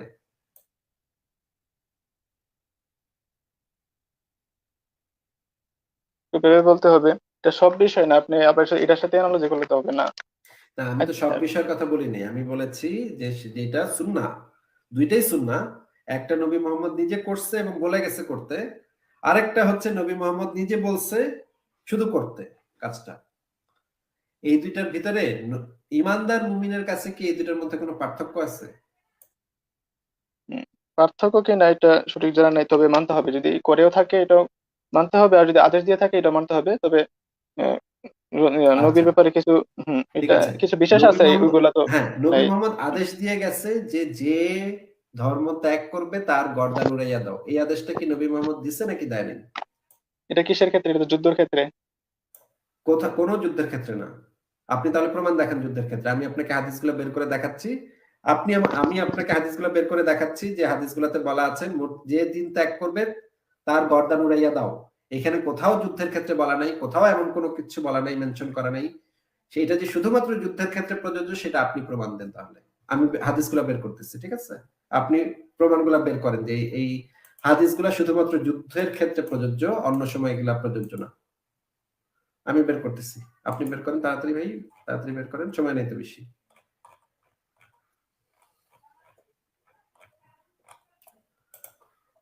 ভাই বের করতেছেন? আমার বের হয়ে গেছে, আমার বের হয়ে যুদ্ধের গেছে। ক্ষেত্রে। হুম, হ্যাঁ ভাই, বের করছেন ভাই? হ্যাঁ হ্যাঁ হ্যাঁ, এটা এটার জন্য আমি সময় নিলাম, তিন না চার না, দিন সময় নিলাম। আপনার এটা আবার আবার খেয়াল মানে, করতে হবে। এটা প্রুফ করার জন্য আমাকে কয়েকদিন সময় নিলাম। ঠিক আছে, এই যে আজকে যে আচ্ছা আমারগুলো বের হয়ে গেছে, এভিডেন্স নিয়ে আসলাম, সময় নিলাম। আমারগুলো বের হয়ে গেছে। সুনান আবু দাউদ শরীফ 4300 নম্বর হাদিস। এখানে বলা হচ্ছে আলী ওইসব লোকদের আগুন দিয়ে পুড়িয়ে দেন যারা মুরতাদ হয়েছিল। তখন ইবনে আব্বাস তখন বলেন যে আমি যদি সেখানে উপস্থিত থাকতাম তবে তাদের আগুনে জ্বালাতে দিতাম না, কেননা রাসূলুল্লাহ সাল্লাল্লাহু আলাইহি ওয়াসাল্লাম বলেছেন তোমরা আল্লাহ প্রদত্ত শাস্তি দ্বারা কাউকে শাস্তি দেবে না। অবশ্য আমি তাদেরকে আল্লাহ রাসূলের নির্দেশ মতো হত্যা করতাম, কেননা সাল্লাল্লাহু আলাইহি ওয়াসাল্লাম বলেছেন যদি কেউ দিন পরিত্যাগ করে মুরতাদ হয়ে যায় তবে তাদেরকে হত্যা করবে। এই একই হাদিস পরেরটাতে আছে, বুখারী শরীফেও আছে, মুসলিম শরীফেও আছে, সমস্ত হাদিস গ্রন্থে একই জিনিস আছে। আমি দেখাচ্ছি আপনাকে ইসের থেকে, আচ্ছা আচ্ছা মুয়াত্তা ভাইয়া, মালিকের হাদিস গ্রন্থ থেকে, মুয়াত্তা মালিকের আসিফ ভাই। হাদিস গ্রন্থে বলা আছে রাসূলুল্লাহ সাল্লাল্লাহু আলাইহি ওয়াসাল্লাম বলেছেন যে ব্যক্তি দিন ধর্মকে পরিত্যাগ করে তাহার গর্দান উড়াইয়া দাও। এখানে কোথাও বলা নাই শুধুমাত্র এটা এটা যুদ্ধের ক্ষেত্রে। আর যুদ্ধের ক্ষেত্রে কোন পাগলে ইসলাম ত্যাগ করবে? এটা তো একটা বোকার মতো কথা। যুদ্ধের যুদ্ধের ক্ষেত্রে ক্ষেত্রে, মারামারি হ্যাঁ করতেছে, শুনেন। সে কে ওইখানে গিয়ে ইসলাম ত্যাগ করবে? কারো তখন ইসলাম নিয়ে মানে মাতামাতির তখন টাইম আছে, একজন আরেকজনের কল্লা কাটতেছে, সেখানে কে কি ইসলাম ত্যাগ করতেছে না কি করতেছে। আচ্ছা আচ্ছা, এইখানে বললাম তো পরিষ্কার কয়েকদিন ভাবে সময় বলা নিলাম, যে আমি ব্যক্তি, প্রুফ করবো। এইখানে হাদিসে পরিষ্কার ভাবে বলা যে ব্যক্তি নিজ ধর্মকে পরিবর্তন করে তার গর্দান উড়াইয়া দাও। মালিক বলেন যে আমার নিকট রাসূলুল্লাহর এই কথা যে দিন পরিবর্তন করে ফেলে তার গর্দান উড়াইয়া দাও, এর অর্থ এই যে কোন মুসলমান ইসলাম ধর্ম ছাড়িয়া দেয় ও ধর্মত্যাগী জিন্দিক বা এই ধরনের কিছু হইয়া যায় তবে তাহাদের উপর মুসলমানগণ বিজয়ী হইলে তাহাদিগকে কতল করিয়া দেয়া হুকুম, তাহাদিগকে তওবা করার সময় দেওয়া হইবে না, কারণ তাহাদের তওবার কোনো মূল্য নাই, যেহেতু তাদের অন্তর কুফরে অঙ্কিত আছে। পরিষ্কার ভাবে বলা যে তারা যদি তাদেরকে পাইতে হবে, সেই মুরতাদদেরকে পাইতে হবে, নাগালের ভিতরে পাইতে হবে, নাগালের ভিতরে পাইলে তাদেরকে গর্দান উড়াইয়া দিতে হবে। এখানে কোথায় যুদ্ধের কথা বলা ভাই? প্রত্যেকটা হাদিস আমি বের করে করে আপনাকে দেখাবো। এই যে দেখেন, এটা হচ্ছে ভাই, আহ ইসলাম, হ্যাঁ ভাই, ইসলাম কিসের উপর নির্ভরশীল? চারটা: কোরআন, হাদিস, ইজমা, কিয়াস। তো কোরআন হাদিস পর্যন্ত গেছে, ইজমা কিয়াস বাকি আছে। কোরআন হাদিসে যদি হুম। পরিষ্কার থাকে কোনো কিছু, পৃথিবীর কোনো বাপের বেটা আলেম নাই সেই বিষয়ে ইজমা কিয়াস করবে। কোরআন এবং হাদিসে যদি পরিষ্কার ভাবে বলা থাকে কোনো নির্দেশনা, পৃথিবীর এমন কোনো আলেমের এখন পর্যন্ত পয়দা হয় নাই যে কোরআন হাদিসে যে জিনিসটা স্পষ্ট ভাবে বলা আছে সেটার উপরে সে ইজমা কিয়াস করবে। পৃথিবীর এমন কোন আলেম এই পর্যন্ত পৃথিবীতে জন্মায় নাই, নবী মোহাম্মদ যে কথাটা স্পষ্ট করে বলে দিচ্ছে হাদিসের ভিতরে, সহিহ হাদিসের ভিতরে, এর উপরে গিয়ে মাতব্বরি করে বলবে যে না এটা করা যাবে না। ভাই কি বলতেছেন? আপনার কোন মাথা ঠিক আছে ভাই? আসিফ ভাই, এখানে এখানে নিশ্চয়ই হচ্ছে যে মানুষকে হত্যা করাটা বা হত্যা করার বিধান দেওয়াটা, এটা নিশ্চয়ই জোর জবরদস্তি করা না, আসলে জাস্ট একটু হত্যা করতে বলছে নাকি? আচ্ছা আসিফ ভাই, আমি শুরুতে যেটা বলছিলাম সূরা ইউনূসের 99 আয়াত ব্যয় করেন, আরো আছে, আরো 30টার মতন আছে সূরা আয়াত। ইউনূসের 99 আগে আয়াত একটা এবং যাই, আরো সব আয়াত বের করব মেইন ভাই। হচ্ছে কোরআন। আগে ভাই এটা বুঝে অবশ্যই আসেন ঠিক আছে। ওইটাতে যাই। তাহলে তো আমরা বুঝতে ওইটা পারলাম থেকে যে ওইটাতে আপনার, যেই ব্যাখ্যা ঠিক দিবেন। আছে আচ্ছা বুঝতে আমি পারলাম, একটা বুঝতে পারলাম আপনার এখন যাই। কথাটা মেনে নিলাম। আপনার যে রেফারেন্স গুলো আপনি কালেক্ট করছেন সেগুলোর অনুসারে আমরা মেনে নিলাম যে ইসলাম ধর্মে কোনো জোরাজুরির ব্যাপারই নাই। মেনেই নিছি তো ভাই, আপনাকে দিয়ে দিছি, আপনি চ্যাম্পিয়ন হয়েছেন। এখন আপনি বলেন যে আপনার নবী তো তাইলে কাফের হয়ে গেল, আপনার নবী তো মুরতাদ হত্যা করতো, তাহলে তো আপনার নবীকে আপনি কাফের প্রমাণ করলেন এখন। এটা কি রকম হইলো ভাই? নবীরে তখন আপনার মানে মানে কোরবানি দিয়ে ফেলছেন আপনি অলরেডি। গরু কোরবানির মতো নবীরে কোরবানি দিয়ে ফেলছেন ইসলাম বাঁচাইতে গিয়া। এটা কি ঠিক হইলো? কিন্তু এদিকে এদিকে আসিফ ভাই, নবীর নবীর সুপারিশ ছাড়া তো কেউ বেহেশতেও যাইতে পারবে না। এই কেমন একটা প্যারাডক্স হয়ে গেল না? নবী নিজেই তো কাফের হয়ে গেল। কি একটা মুসিবতের ভিতরে পড়লেন মাইনুল ভাই। আপনি তো একটা বিরাট মুসিবতের ভিতরে পড়লেন। আপনি প্রমাণ করলেন যে ইসলাম ধর্মে কোনো জোরাজুরি নাই। এইটা প্রমাণ করতে কেনা। ভাই যেটা ওই হাদিসগুলা এগুলা শুনেন, এগুলা আমি পড়ছি, পড়ার পরে কিন্তু রেফারেন্স গুলো আমি সংগ্রহ করি নাই, ভাবছি না এগুলো নিয়ে আলোচনা হবে। আচ্ছা আমি সময় নিলাম তো 2-3 দিন, ওইটা যে শুধু খিলাফার সাথে সম্পৃক্ত ওইটা আমি সেটা প্রুফ করব, সামনের লাইফে প্রুফ করবো। তবে প্রথম কিন্তু আপনি কোরআন, তারপরে হাদিস, তারপরে ইজমা, তারপর কিয়াস। তো কোরআনে প্রথমেই যাই। তাহলে ভাই, আপনি আপনি যখন কোরআনের কথা বলতেছেন, এই যে একটা মাক্কি সূরার আয়াত দেখায় যখন বলতেছেন যে এই যে দেখো কি সুন্দর নরম নরম ইসলাম, তাহলে ভাই যে সূরার আয়াতের মধ্যে ভাই লেখা আয়াত আছে যে মদের, 30 দাঁড়ান প্লাস দাঁড়ান, শেষ আছে, করি শেষ 30 করি শেষ প্লাস। করি শেষ করি শেষ করি। 30টা লাগবে না, কোরআনের আয়াত একটাও যা 30টাও তাই। যে সূরার আয়াতের মধ্যে লেখা আছে যে মদের মধ্যে ভালো কিছু আছে, কল্যাণকর কিছু আছে, অকল্যাণকর কিছু আছে, এখানে তো সরাসরি বলা হয় নাই যে মদ হারাম। সেটা কি বলা হয়েছে? তাইলে আপনি মদকে হারাম করে দিচ্ছেন কোন আক্কেলে? পরবর্তী আয়াতে বলা আছে, কিন্তু আগের অন্য একটা আয়াতে কিন্তু এটাও বলা আছে যে মদের মধ্যে কল্যাণকর কিছু আছে, বলা আছে না? মনে পড়ছে? কল্যাণ কিছু আছে, এটা বলেছে কল্যাণ আছে, তবে এর থেকে অপকারিতাটা বেশি, কল্যাণের এটা কিন্তু শেষে আছে জানেন। অপকারিতা অপকারিতা বেশি থাকুক, কল্যাণের কথা আছে কিনা কোরআনের আয়াতে? যেহেতু আপনি কোরআনের আয়াত মানে যেখানে আছে ওইখান থেকেই ধরতেছেন, আপনি কোনো উসুল টুসুল মানতেছেন না, নাসিক মানসুক মানতেছেন না, তাহলে ভাই কোরআনের আয়াতে যেখানে যা কিছু আছে সবকিছুই তাহলে আপনার মানতে হবে। এই যে যে আয়াতগুলাতে বলা আছে যে ইহুদিদের বা খ্রিস্টানদের, এদেরকে নিয়ে বেহেশতে যাবে নবী, মাক্কি আয়াত অবশ্যই, সেগুলো আপনি ইহুদি মানতেছেন খ্রিস্টানদের তার নিয়ে, মানে? ইহুদি খ্রিস্টানদের হ্যাঁ, নিয়ে কোথায়? তাদেরকে সম্ভবত ইহুদি এবং ইহুদিদের কথা বলা আছে, আমি কোট আনকোট বলতে পারছি না, তবে আমি দেখাতে না পারি। না নাই, ইহুদি খ্রিস্টান এটা। আচ্ছা ঠিক আছে, ওইটা বাদ দিলাম, আমি আমি ওইটা না না, ওইটা এটা বলছেন উইথড্র প্রুফ করলাম। করেন, বললে ফেলছেন যেহেতু না না proof না, আমি করেন। আমি উইথড্র করলাম, আমি এই মুহূর্তে ও যেহেতু আচ্ছা ঠিক রেফারেন্স আছে, দেখাচ্ছি আচ্ছা না, আমি উইথড্র উইথড্র করলেন, করলাম। ঠিক আছে। মদের ব্যাপারটা তো ঠিক আপনি আছে, জানেন। আচ্ছা আচ্ছা ঠিক আছে ওইটা ভাই। আসিফ ভাই কোথায় গেল, মদের, না বললে চলে গেল। আসিফ ভাইয়ের একটু নেটের প্রবলেম, আপনি আমার সাথে কথা বলেন। মদের ব্যাপারটা কি হলো ভাই তাহলে? ভাই ওই দিকে যায়েন না, আমি রেফারেন্স না কিছু আছে ভাই। ভাই ভাই ভাই আমি ভাই, তোকে আপনি করতে আমাকে, আসি নাই ভাই, ভাই ওইটাতে ভাই যান না আপনি ভাই। যে প্রসিডিউরে আগাচ্ছেন আমিও আপনার প্রসিডিউরে আগাইলাম না, নাকি আমি অন্য কোনো পদ্ধতিতে আগাইছি? মদের ব্যাপারটা আপনি এটা একটা, আমার আপনি যে কোনো একটা আয়াত কোরআন থেকে দেখায় বলতেছেন এই যে দেখেন এখানে বলা আছে কাফের মুশরিকদের চুমা দিতে, তাদের মারতে বলে নাই। আমি একটা না তাহলে তো বলতেছি 30 যে প্লাস। ভাই এই যে এখানে, ভাই কোরআনের আয়াত একটাও যা 30টাও তাই, আমি বলছি না? আপনি 30টা কোরআনের আয়াত দেখাবেন, আমি একটা দেখাবো, আপনি কি মানে ই করতে পারবেন, মানে ওই একটাকে বাতিল করে দিতে পারবেন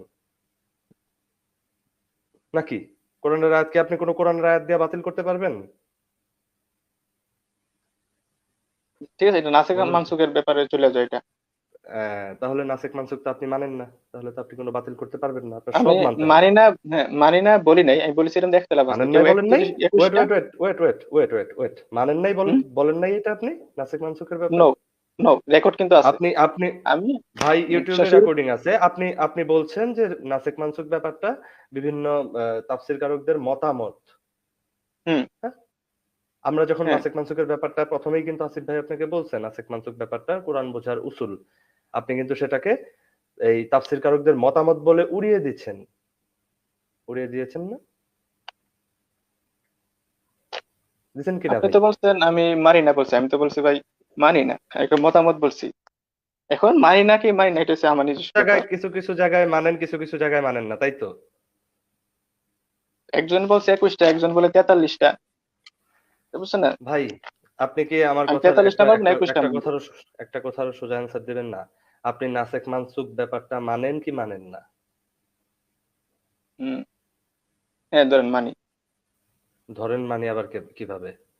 মানি, ঠিক তাহলে আছে মানি। শিওর। নাসেক মানসুক কি জিনিস একটু বলেন। আচ্ছা ঠিক আছে, আপনি আপনার কথা ঘুরাইলেন, এখন বলতেছেন নাসেক মানসুক মানেন, ওয়েল এন্ড গুড। নাসেক মানসুক কি একটু বলেন। নাসেক মানসুক হচ্ছে রহিত, রহিত হয়ে গেছে আরবি শব্দ। আর নাসেক যেটা, এটা হচ্ছে যেটা কন্টিনিউ চলবে, যেটা যেটা জারি থাকবে যেটা। মানে আর মানসুক যেটা, মানে হচ্ছে, হ্যাঁ হ্যাঁ, মানে যেটার উপর একটা বিধান বাতিল হয়ে থাকবে। ওইটার উপর হ্যাঁ। হবে। তাহলে হুম। কোরআনের একটা আয়াত আর একটা আয়াত, মানে কোনটা নাসেক কোনটা মানসুক সেটা কিভাবে বুঝবো আমরা? এটা আমাদের যদি এরকম থাকে, একটা এখানে একটা লেখা আছে একটা বিধান আর একটা একটা বিধান, তখন আমাদের প্রেক্ষাপটটা জানতে হবে কোনটা আগে নাজিল হয়েছে কোনটা পরে নাজিল হয়েছে। এক্স্যাক্টলি।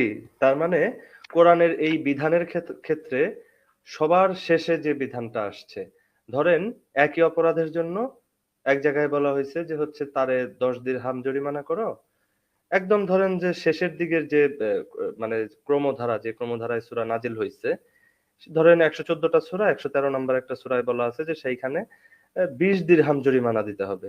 তাহলে আমরা কোনটা মানবো? আয়াত কিন্তু থাকবে, দুইটাই থাকবে, কিন্তু আয়াতের হুকুম কোনটা জারি থাকবে ভাই? 20 দিরহাম না 10 দিরহাম?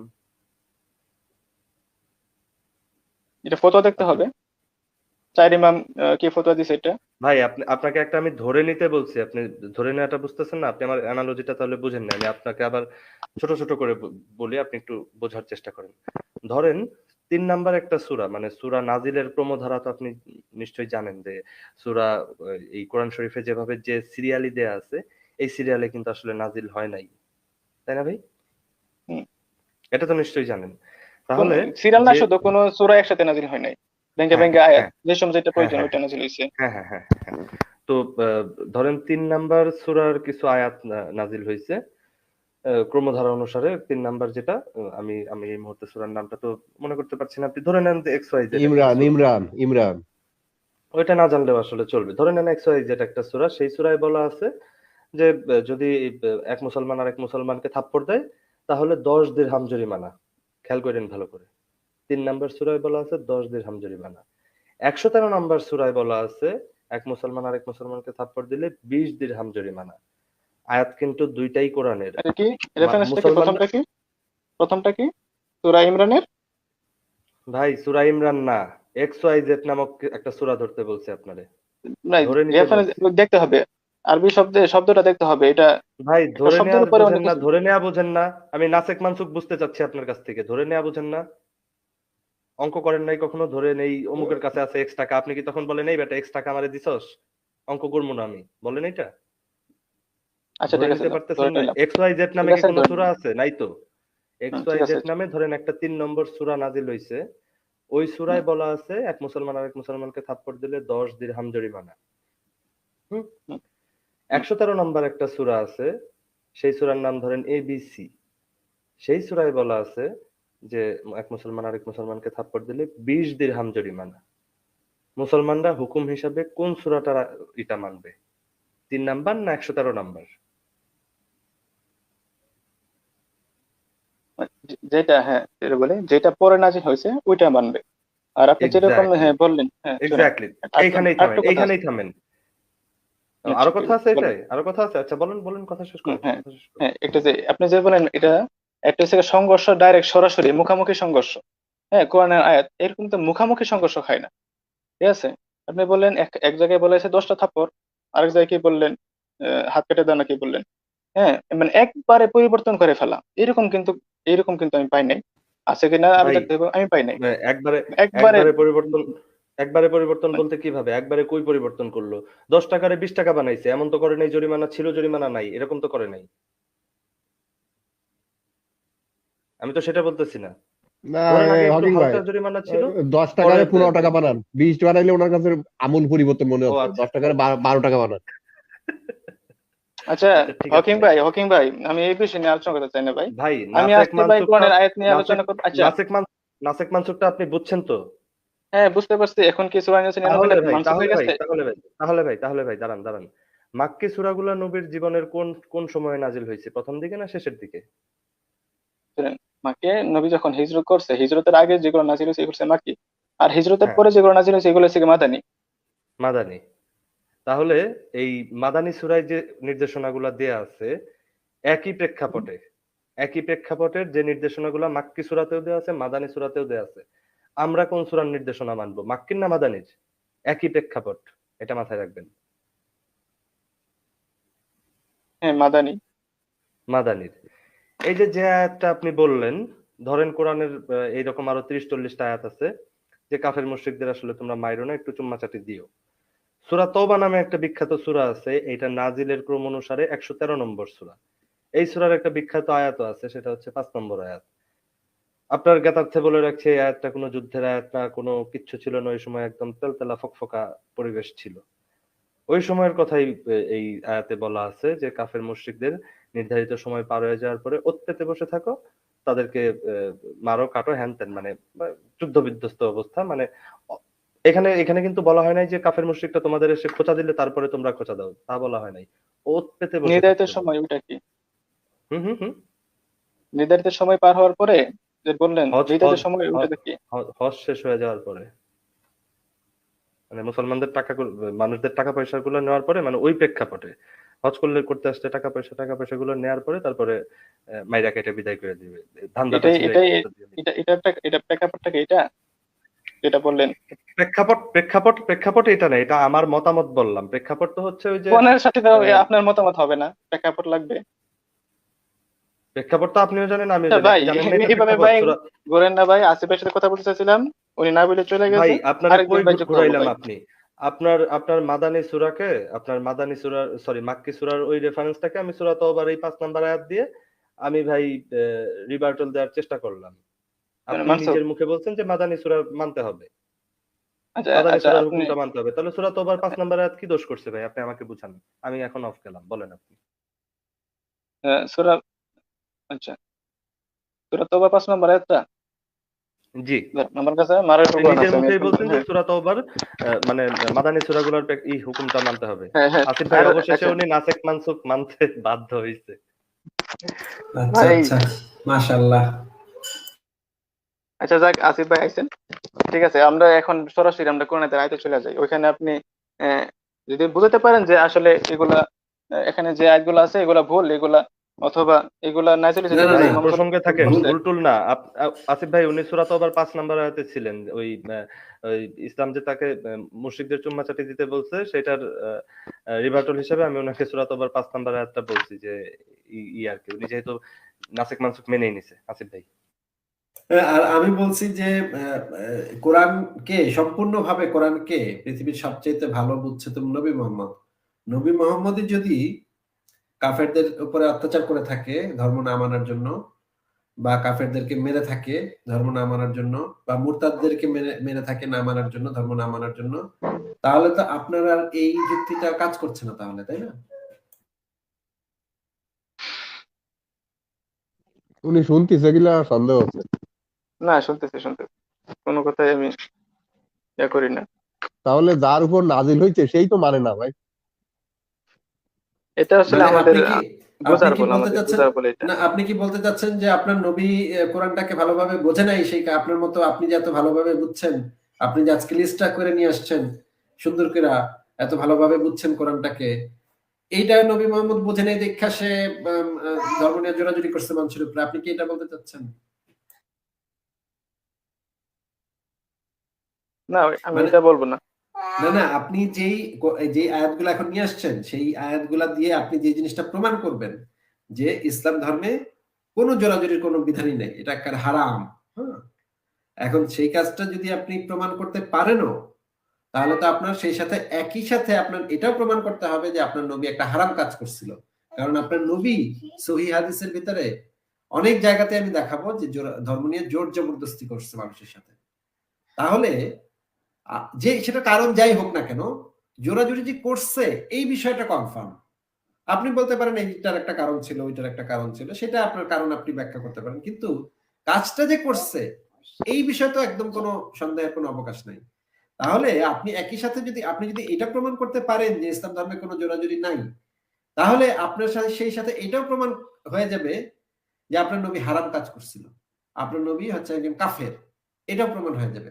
মাশাআল্লাহ ভাই, আপনি খুব মানে আপনাকে অনেক সময় দিচ্ছি, আপনি যা ইচ্ছা বলেন, যা ইচ্ছা বলে দুইটার একটা প্রমাণ করেন।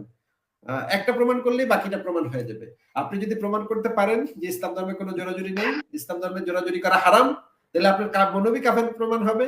আর যদি আপনি নবীকে কাফের প্রমাণ করেন, তাহলে আপনার ইসলামটা মিথ্যা হয়ে যাবে। সুতরাং যা ইচ্ছা যেটা করতে চান করেন ভাই, ভাই মাশাআল্লাহ করে ফেলেন। আসিফ ভাই, আপনার যুক্তির আমি প্রশংসা করি ভাই। আপনার যে মাথা পাইছেন ভাই, অসাধারণ মাথা। না না না, আমার মাথা যেটাই হোক, আমার যুক্তিটা ঠিক আছে কিনা সেটা বলেন। এতে বললাম আপনার যুক্তির প্রশংসা করি। ভাই না, আপনি আপনি স্যাটায়ার করার চেষ্টা করতেছেন, কিন্তু স্যাটায়ার হইতেছে না। যা বলবেন খোলাখুলি বলেন, কোন যুক্তিটায় ঝামেলা আছে সেই যুক্তিটা সরাসরি ধরে দেন। এইগুলা বলে লাভ নাই, যুক্তির প্রশংসা করি হ্যান ত্যান, এটা আসলে মিন করে না কিছু। আসিফ ভাইয়ের কোন যুক্তিটায় ঝামেলা আছে সেটা বলেন। আচ্ছা, উনি বলতেছে আমি যদি এই কোরআনের এই আয়াতগুলো যদি প্রুফ করি যে ইসলামে জবরদস্তি নাই, তাহলে এখানে মোহাম্মদ সাল্লাল্লাহু আলাইহি সাল্লাম কোরআনের আয়াত মানে নেই, এটা প্রমাণ হচ্ছে, তাই তো? নিঃসন্দেহে হুম কারণ উনি ওনার নিজেই হাদিস জোরাজোরি দ্বারাই, করছে। ওনার হাদিস দ্বারাই হুম প্রমাণ হচ্ছে। আচ্ছা, ঠিক আছে।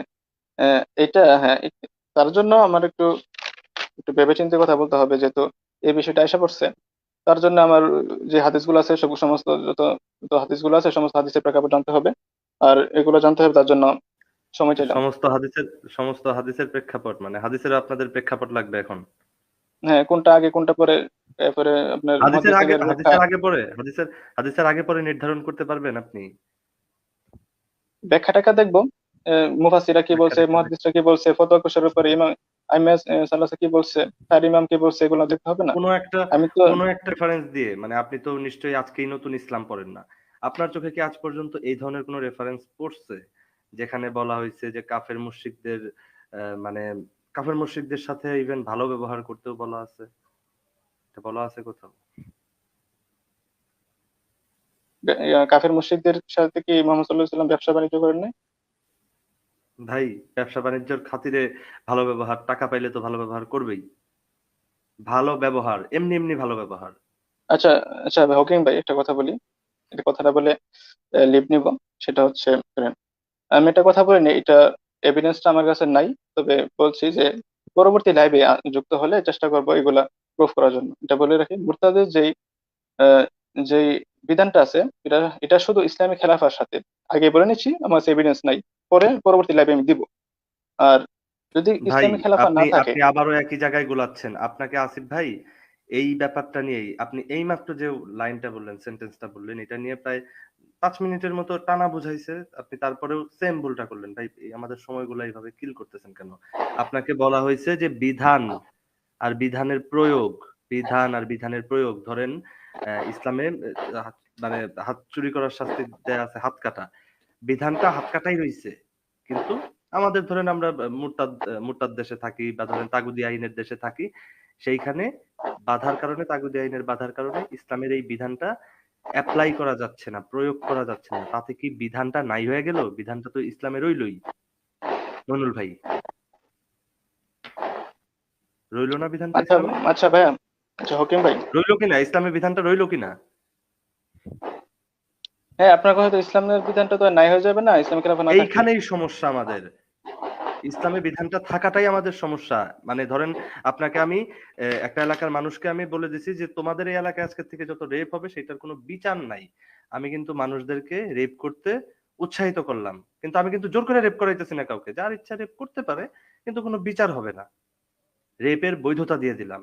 ঠিক তেমনি ইসলামে এখানে মানুষ খুন করার বৈধতা দিয়ে দিচ্ছে। খুন করলে ঝামেলা নাই, সেটা যে রাষ্ট্রেই হোক, খিলাফত রাষ্ট্রে হোক আর এমনি রাষ্ট্রে হোক। খিলাফত রাষ্ট্রে কি মানুষের জীবনের দাম নাই মইনুল ভাই? আচ্ছা মইনুল ভাই, আপনি যদি আহ, আমাদেরকে সূরা এই যে তাফসিরে মাঝারি থেকে একটা সূরার তাফসিরটা একটু আমাদেরকে পড়ে শোনাইতেন। এটা হচ্ছে সূরা আনফাল, এটা হচ্ছে নাজিলের ক্রমানুসারে 112 নম্বর সূরা হওয়ার কথা। এটার পরেই নাজিল হয়েছে সূরা তাওবা, এটার সাথে সাথেই নাজিল হয়েছে সূরা তাওবা। আহ, এই যে এই সূরাটার যে 39-40 নম্বর আয়াতের তাফসীরটা আমাদেরকে একটু পড়ে শোনাইবেন ভাই, যদি আমি বড় করি। এই নেন, বড় করে দিলাম। আমি আচ্ছা পড়া যাচ্ছে? দেখুন। আচ্ছা, আচ্ছা আরো আমি বড় মূল করে, আরো বড় করে হ্যাঁ। দিচ্ছি, অসুবিধা নেই। আপনি দেখেন, এই যে এখান থেকে পড়েন তাহলে। আচ্ছা আচ্ছা, একটু উপরে তুলেন, একটু উপরে। আরবিটা দেখা যাচ্ছে, হ্যাঁ আমি এই জায়গাটা পড়ি, ওকে। ওকে, হ্যাঁ। ওয়াকাতিলুহুম হাত্তা লা তাকুনা ফিতনা। আচ্ছা, এইটার অর্থটা বলি। ওয়াকাতিলু, এটা কিন্তু এটা প্লুরাল শব্দ ব্যবহার করা হয়েছে। ওয়াকাতিলু, তোমরা হত্যা করো, হুম তাদেরকে, হাত্তা লা তাকুনা ফিতনা, যতক্ষণ পর্যন্ত ফিতনা শেষ না হয়ে যায়। এখানে ফিতনা বলা হচ্ছে। এখন ফিতনা সংজ্ঞাটা এটা দেখতে হবে, এটার তাহকিকটা কি, এটার জন্য কি আছে। এখানে ফিতনা বলা হচ্ছে, আমি শুরুতে বলছিলাম খিলাফার সাথে, যাতে সমাজ ব্যবস্থা যেন সুন্দর থাকে। না না, ওইখানেই ফেতনা, ফেতনা শব্দটার অর্থটা আমরা ওই যে তাফসীর গ্রন্থ থেকে, এটা হচ্ছে আল্লামা পানিপথী সাহেবের লেখা তাফসীর, হ্যাঁ, খুবই বিখ্যাত তাফসীর গ্রন্থ। এইখান থেকে আমরা দেখবো না ফেতনা শব্দটার অর্থটা উনি কি আচ্ছা করছেন। আপনি খালি পড়ে পড়ে আমাদেরকে বুঝাই দেন। এবং আচ্ছা আসিফ ভাই আরেকটা ওয়াকুন। আরেকটা জিনিস কিন্তু আছে, আপনি একবার দেখাইছিলেন সবচেয়ে বড় ফিতনা কি, সেটাও যদি একটু দেখাই দিতেন তাহলে ওনার এটা হ্যাঁ হতো। হ্যাঁ, এখানেই আছে, এখানেই পাবে। হ্যাঁ, এখানে হ্যাঁ ফিতনার কথাটাই এখানে বলা হচ্ছে, ফিতনা যেন না থাকে তার জন্য হত্যা করা। তারপর বলেছে আচ্ছা, ওয়াকুনা দীনু কুল্লুহু লিল্লাহ, এবং দিন পরিপূর্ণভাবে যেন আল্লাহর জন্য হয়ে যায়, মানে সবাই যেন আল্লাহর বিধান মানে, এটা বলা হচ্ছে। মানে ফিতনা দূর করে পরিপূর্ণ যেন আল্লাহর বিধান মানে, তার জন্য এই হত্যা টত্যা এগুলা বলা হচ্ছে আর কি। সমস্ত পৃথিবীতে আল্লাহর দিন প্রতিষ্ঠিত করার কথাই তো বলা হচ্ছে, তাই না ভাই? হ্যাঁ অবশ্যই। মানে সমস্ত পৃথিবীতে অন্য কোনো ধর্ম টর্ম থাকতে পারবে না, শুধুমাত্র আল্লাহর দিনটাই প্রতিষ্ঠিত হবে। যতক্ষণ পর্যন্ত না সেটা হবে, ততক্ষণ পর্যন্ত কিতাল করতে হবে নাকি,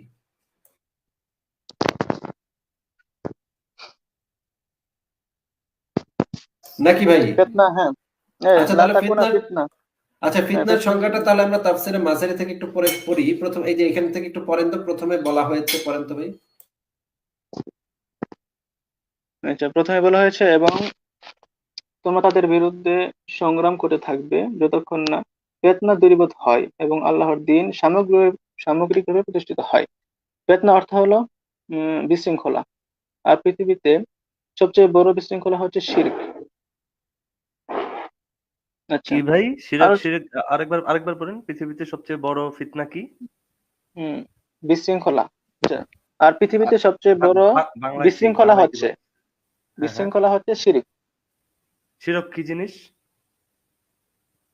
শিরক হচ্ছে আল্লাহর সাথে শিরিক করা। শিরিক শাব্দিক অর্থ হিন্দুরা হচ্ছে কি শরিক করা। হিন্দুরা কি শিরক করতেছে না? উম, হ্যাঁ করতেছে, হিন্দুরা করতেছে। তার মানে কি আপনি চাইলে ইসলামী খেলাফত আসলে সমস্ত হিন্দুদের কচুকাটা করতে পারবেন না? পারবেন? ইসলামী খেলাফত হয়ে যায়। পারবেন, হ্যাঁ, খেলাফত হইতে পারবেন। হ্যাঁ প্রশ্নটা, হ্যাঁ আপনার প্রশ্নটাকে ভালো করে বুঝতে হবে। আচ্ছা হকিং ভাই, হকিং না ভাই, না এই না পরের না লাইনটা, না, পরের লাইনটা পরে না নিলে কিন্তু হবে না, পরের লাইনটা আসিফ পড়া ভাই, দরকার ছিল না আসিফ কিন্তু। ভাই, আসিফ পড়ে ভাই নেন, হকিং পড়ে ভাই নেন একটা ভাই, প্রশ্ন পড়ে করছে। নেন। আচ্ছা আসিফ পড়ে ভাই নেন হকিং ভাই, ভাই একটা পড়াটা প্রশ্ন শেষ করছে। করেন, পড়াটা শেষ করেন, শেষ করেন, পড়াটা শেষ করেন। আলোচ্য বাক্যে ফিতনা অপসারিত না হওয়া পর্যন্ত যুদ্ধ করার নির্দেশ দেওয়া হয়েছে। একথার অর্থ, মুশরিকরা যতক্ষণ পর্যন্ত শিরিক পরিত্যাগ না করবে অথবা মুসলমানদের একচ্ছত্র কর্তৃত্ব মেনে নিয়ে জিজিয়া দিতে সম্মত না হবে, ততক্ষণ পর্যন্ত সংগ্রাম করতে হবে তাদের বিরুদ্ধে। এইখানে সংগ্রাম শব্দটা ব্যবহৃত হয়েছে, কিন্তু কোরআনে তো বলা আছে কিতাল শব্দটা, তাই না ভাই? দেখি তো। হ্যাঁ ওয়াকাতিলু, হ্যাঁ। কিতাল শব্দটার অর্থটা তো সংগ্রাম হয় না, তাই না ভাই? কি বলেন আপনি? কিতাল এর আহ, উম, সে- কিতাল এর মূল অর্থটা হচ্ছে হত্যাই। আহ, আরো হ্যাঁ, কয়েকটা মনে থাকতে পারে, কিন্তু মেইন অর্থটা তাহলে হচ্ছে হত্যা। মেইন অর্থটা হচ্ছে হত্যা। তাহলে এইখানে বোঝা যাচ্ছে যে মুশরিকরা যতক্ষণ পর্যন্ত শিরিক পরিত্যাগ না করবে অথবা মুসলমানদের একচ্ছত্র কর্তৃত্ব মেনে নিয়ে জিজিয়া দিতে সম্মত না হবে, ততক্ষণ পর্যন্ত তাদের সাথে সংগ্রাম করতে হবে। যুদ্ধ মানে যুদ্ধ সংগ্রাম মানে বলা হয়েছে কিতাল এখানে। করতে হবে, কিতাল করতে হবে তাদের বিরুদ্ধে। আচ্ছা ঠিক আছে, এর পরের অংশটুকু একটু পরে শুনুন তো ভাই, আমরা একটু শুনি। এই যে লাল অংশটুকু, লাল অংশটুকু বললেই হবে। সুতরাং এই আয়াতের নির্দেশনাটি দাঁড়াচ্ছে এরকম: অবিশ্বাসীরা ইসলাম গ্রহণ না করা পর্যন্ত অথবা জিজিয়া প্রদানের মাধ্যমে পূর্ণ অনুগত না হওয়া পর্যন্ত সংগ্রাম চালিয়ে যেতে হবে। এখানে দিন প্রতিষ্ঠার অর্থ হবে শক্তি, বিজয় এবং একচ্ছত্র শাসন প্রতিষ্ঠা। দিন শব্দের এরকম অর্থ উল্লেখ করা হয়েছে কামস গ্রন্থে। আচ্ছা। হ্যাঁ, এরপরের লাল অংশটুকু পড়েন। দেয়া আছে। আচ্ছা, হযরত মিকদাদ বিন আসওয়াদ বর্ণনা করেছেন, রাসূল সাল্লাল্লাহু আলাইহি ওয়াসাল্লাম বলেছেন, এক সময় ইসলাম প্রতিষ্ঠিত হবে পৃথিবীর সকল গৃহে, অবিশ্বাস ও অংশীবাদিতা হয়ে যাবে ইসলামের সম্পূর্ণ অধীন, সকল শ্রেষ্ঠত্ব ও মাহাত্ম্য হবে কেবল আল্লাহর। আচ্ছা আচ্ছা, মাশাআল্লাহ, খুবই ভালো পড়তেছেন ভাই। তাহলে এই অংশটুকু একটু পড়ে শোনান ভাই। এ কথার অর্থ, অবিশ্বাসীরা যদি অবিশ্বাসকে পরিত্যাগ করে ইসলাম গ্রহণ করে, তবে আল্লাহ তাআলা তাদেরকে এই এই সর্বোত্তম কর্মের যথা যথা পুরস্কার প্রদান করবেন। আল্লাহ তাআলা সকল কিছুর সম্যক দ্রষ্টা। তার অতুলনীয় দৃষ্টিপাতের মধ্যে সংগঠিত হয়ে চলেছে সকলের কর্মকাণ্ড, ভালো ও মন্দ কোনো কিছুই তার দৃষ্টি এড়ায় না।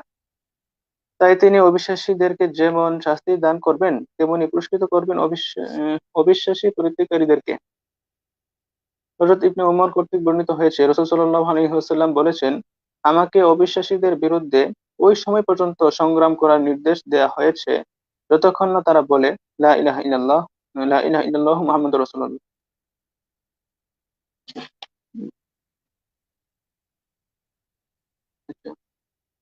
প্রতিষ্ঠা করে যতক্ষণ নামাজ এবং প্রদান করে যাকাত। প্রতিষ্ঠা করে নামাজ এবং প্রদান করে যাকাত, যে এরকম করবে আমার পক্ষ থেকে তার জীবন ও সম্পদ হয়ে যাবে সুরক্ষিত। আল্লাহ তাদের অভ্যন্তরীণ হিসাব গ্রহণ করবেন, তিনি বিচার করবেন তারা তাদের জীবন ও সম্পদ রক্ষার জন্য না অন্তরের তাগিদে ইসলাম গ্রহণ করেছে। বুখারী ও মুসলিম। হযরত আবু হুরায়রা থেকে 6 জন সাহাবী হাদিসটি বর্ণনা করেছেন। আল্লামা সুয়ুতী বলেছেন, হাদিসটি সুবিত মুতাওয়াতির। আচ্ছা, তাহলে আমরা বুঝলাম যে নবী মুহাম্মদের নির্দেশনা হচ্ছে পৃথিবীতে প্রত্যেকটা ব্যক্তি যতক্ষণ পর্যন্ত না লা ইলাহা ইল্লাল্লাহ বলবে ততক্ষণ পর্যন্ত, এবং প্রতিষ্ঠা করবে নামাজ এবং প্রদান করবে যাকাত ততক্ষণ, মানে মুসলমান না হয়ে যাওয়া পর্যন্ত তাদের বিরুদ্ধে কিতাল করার নির্দেশ দেওয়া হয়েছে। কিতাল করার নির্দেশ দেওয়া হয়েছে। কিন্তু আপনি ভাই বলতেছেন ইসলাম ধর্মে কোনো জোরাজুরি নাকি নাই ভাই, মানে ঠিক আছে, আপনার কথা যদি মানি তাহলে তো নবী মোহাম্মদ কাফের হয়ে গেল। ঠিক আছে, তাই thank you. এখানে বোঝার একটা হ্যাঁ, অবশ্যই একটা ব্যাপার স্যাপার আছে, কোরআন আর হকিং হাদিস ভাই, একটা। হকিং ভাই হ্যাঁ, কি যেন বলছিলেন, সেটা বলেন তো। হ্যাঁ, মইনুল ভাই, এই যে আপনি তো এতক্ষণ রেফারেন্স দেখলেন। হ্যাঁ, আমি আপনাকে ওই যে একটা হাইপোথেটিক্যাল সিচুয়েশন দিছিলাম, যে ধরেন খিলাফত প্রতিষ্ঠা হয়ে গেল, তখন তো পাশের দেশ ভারত, আহ, ওইখানে তো প্রচুর হিন্দু, তারা তো সবাই শিরককারী। আপনি তাদেরকে বিনা বিচারে একদম যতক্ষণ না পর্যন্ত তারা সবাই ইসলাম গ্রহণ করবে, তার আগ পর্যন্ত সবাই কচুকাটা করে ফেলতে পারবেন। এইটাই তো আপনাকে পারমিট করে মইনুল ভাই, তাই না? এটা হচ্ছে আপনার আরব আমিরাত যেটা আছে ওইটার এলাকার, ওইটার জন্য এটা। আর আমাদের যে মানে মানে মানে মানে বা বুঝি নাই। আরব আমিরাত এলাকার জন্য এই আইন, কোরআনের আয়াত কি আবার আরব আমিরাত আর ভারতে আলাদা নাকি? আরব কোরআন তো মক্কা। পৃথিবীর সার্বজনীন কোরআনের প্রত্যেকটা হুকুম, প্রত্যেকটা আয়াত কিয়ামত পর্যন্ত সবার জন্য প্রযোজ্য না সারা পৃথিবীতে নাকি? হ্যাঁ, তবে হ্যাঁ আমি তাহলে খেলাফত বা- খেলাফত কালকে যদি বাংলাদেশে খেলাফত প্রতিষ্ঠা হয়, আপনি তো কালকে গিয়ে ভারতের সব হিন্দুরে কচুকাটা করতে পারবেন না? আচ্ছা, বাংলাদেশের কথা যদি বলেছেন তাহলে সহজ হয়েছে। হ্যাঁ, বাংলাদেশে যে খেলাফত প্রতিষ্ঠিত হয়, তাহলে যদি আমাদের এখানে যারা হিন্দুরা আছে তাদের হত্যা করতে পারবে, এটাই তো বলতেছেন? বা ভারতেও তো আক্রমণ করতে পারবেন, বা বাংলাদেশেই ধরেন ধরেন 1 কোটি হিন্দু আছে, তাদেরকে আপনি কচুকাটা করতে পারবেন না? না। না মানে কেন? তারা তো মুশরিক। হ্যাঁ, ওরা যদি জিজিয়া দেয় তাহলে আমাদের হ্যাঁ, ওদের জিজিয়া যদি দেয় এবং যদি হচ্ছে ইসলাম গ্রহণ করে, যদি না এই না, দুইটার একটাও না করে। ইসলাম গ্রহণ করলে তো জিজিয়া দিতেই হবে না। আরে ভাই, আমি তো দুইটাই বললাম, যে যদি ইসলাম গ্রহণ করে তাইলে মারবেন না, আবার যদি জিজিয়া দেয় তাইলেও মারবেন না। কিন্তু এই দুইটার একটাও যদি না করে, ভাই আমি স্বাধীন দেশের স্বাধীন নাগরিক, আমি ইসলামও গ্রহণ করবো না, আমি আপনার এই জিজিয়াও দিব না, আপনি আমারে তাইলে তো মাইরে ফেলবেন নাকি? না না, জিজিয়াটা তো দিতে হবে ভাই, অবনত মস্তকে, নত হয়ে, লাঞ্ছিত অবস্থায়, অপমানিত অবস্থায়। অপমানিত অবস্থায় যদি সে বলে যে আমি কোনো অপমানিত অবস্থায় কিছু দিব না, কোনো ট্যাক্স টুক্স অপমানিত অবস্থায় দিব না, আমি একজন নাগরিক, স্বাধীন নাগরিক, আমি আত্মসম্মান নিয়ে বাঁচতে চাই, আমি কোনো এবং আমি অপমানিত হব ইসলামও না। গ্রহণ করব না। হ্যাঁ, আমি আমার ধর্মে থাকবো, আমি কোনো মানে অপমানিত হয়ে কোনো ট্যাক্স দিব না। এটা যদি তখন ইসলামের তো তাকে খেলাফ মেরে হয়ে ফেলবেন, গেছে, যেমন তখন তো আপনি বাংলাদেশেও মেরে যদি, ফেলবেন তাকে নাকি?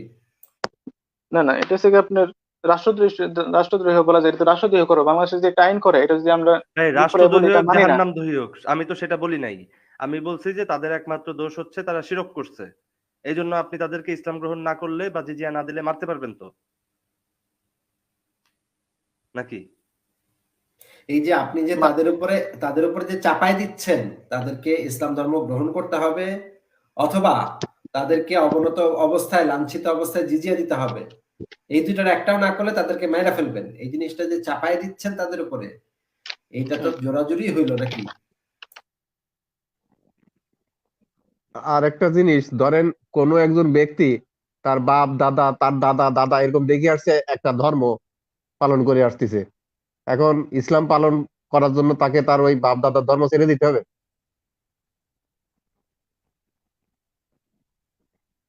এখন ওই হ্যাঁ, এটা তো ধর্মেও যদি এরকম বিধান থাকে তখন কি করবো বেটায়? ওই ধর্মে যদি থাকে যে মানে ওই ধর্ম ইসলাম, ত্যাগ করলে পাল্লা কেটে ফেলবে, তখন কি করবে বেটায়? ইসলাম কিন্তু আগে আপনাকে গবেষণা করতে উৎসাহিত করা হয়েছে, চিন্তা করার জন্য উৎসাহিত করা হয়েছে। দূর ভাই, এটা এটা কি কোনো প্রশ্নের উত্তর দিতেছেন আপনি? গবেষণা আপনি চিন্তা গবেষণা, কইরাই আপনি বলেন, গবেষণা চিন্তা কইরাই আপনি বলেন যে ওই মানুষগুলোর আপনি কচুকাটা করতে পারবেন কিনা, গবেষণা করেই বলেন। হ্যাঁ, যদি জিজিয়া ওদের না দেয়, ইসলাম গ্রহণ না করে, তখন বলবো আমাদের তাদের সাথে যুদ্ধ দোষটা করো। কি? আমাদের সাথে যুদ্ধ কিসের করবে? আপনারা তো অলরেডি যুদ্ধ করে বিজয় করে ফেলছেন। দেশে তো খেলাফত প্রতিষ্ঠিত হয়ে গেছে, আপনারা মুসলমানরা তো আহ, দেশ শাসন করতেছেন, তখন আবার যুদ্ধ কেমনে করবে আপনার সাথে? You are the authority that time, আপনার সব সৈন্য সামন্ত চারদিকে, তালেবানে দেখেন না? না, তারা আপনার সাথে কি যুদ্ধ করবে? তারা যুদ্ধ করবেই বা কেন? তারা তো তাদের পরিবার পরিজন নিয়ে তারা সুখে শান্তিতে বসবাস করতেছে, ব্যবসা বাণিজ্য করতেছে, মানে বাজার সদাই করতেছে, বাচ্চা কাচ্চা নিয়ে স্কুলে যাচ্ছে। তারা কেন যুদ্ধ করতে যাবে আপনার সাথে? আপনি তারা বললেই সে যুদ্ধ করতে আসবে নাকি? মানে এটা আসিফ ভাই ইসলামিক, যে এক ধরনের যে গ্রামের কিছু ঝগড়া ফ্যাসাদ করে না, বলে না এই যে পায়ে পাড়া দিয়ে লড়াই করা। ইসলাম মোহাম্মদ বলতেছে okay, you are not gonna take Islam, okay let's fight with me. এ কেমন কথা ভাই? আপনি ইসলাম গ্রহণ করেন অথবা আমার সাথে যুদ্ধ করেন, এ কেমন কেমন বিচার? ওই যে গ্রামের চেয়ারম্যান ইলেকশনের মতো, চেয়ারম্যান এসে বলতেছে ভোট না দিলে আমার সাথে মারামারি করতে হবে, আয় আমার সাথে মাথা আচ্ছা, ফাটাফাটি কর। একদম। বাড়িটা, হ্যাঁ, বাড়িটা যেহেতু আমি দখল করে ফেলছি, এই বাড়িতে থাকতে হলে আমার আমার আইন মানতে হবে। তার মানে যাক, জোর যার মুল্লুক তার, জোর যার মুল্লুক তার। মনোজ্যোতি পেয়ে গেছি, মনোজ্যোতি পেয়ে তাইলে ভাই গেছি, চায়না, তাইলে মানতে তখন হবে। চায়না উইঘুরদেরকে ঠিকঠাক মতো একদম মানে পাছার মধ্যে ছালা বানতে হয় মায়ের চোটে, তখন আপনারা কেন কান্দেন আমাদের উইগুর মুসলমান ভাইদের মারছে? জোর চায়নার, চায়না মারছে, আপনার কি সমস্যা? এখন যদি আমেরিকাতে যদি মুসলমানদের কচুকাটা করে, মুসলমানদেরকে খ্রিস্টান হইতে বাধ্য করে, মুসলমানদের গলায় পাড়া দিয়া বলে তোরা সব খ্রিস্টান হবি নাহলে মেরা ফেলামু বাচ্চা কাচ্চা সহ, তাহলে কি আপনি কি সেটাকে সমর্থন করবেন? অত কি বলবেন যে ওদের এখন ক্ষমতা ঠিকই আছে, অসুবিধা কি, এটা বলবেন? ওদের ধর্ম যদি সঠিক হয় তাহলে ওদের মানবো, আর সঠিক না এটা মানবো কেন?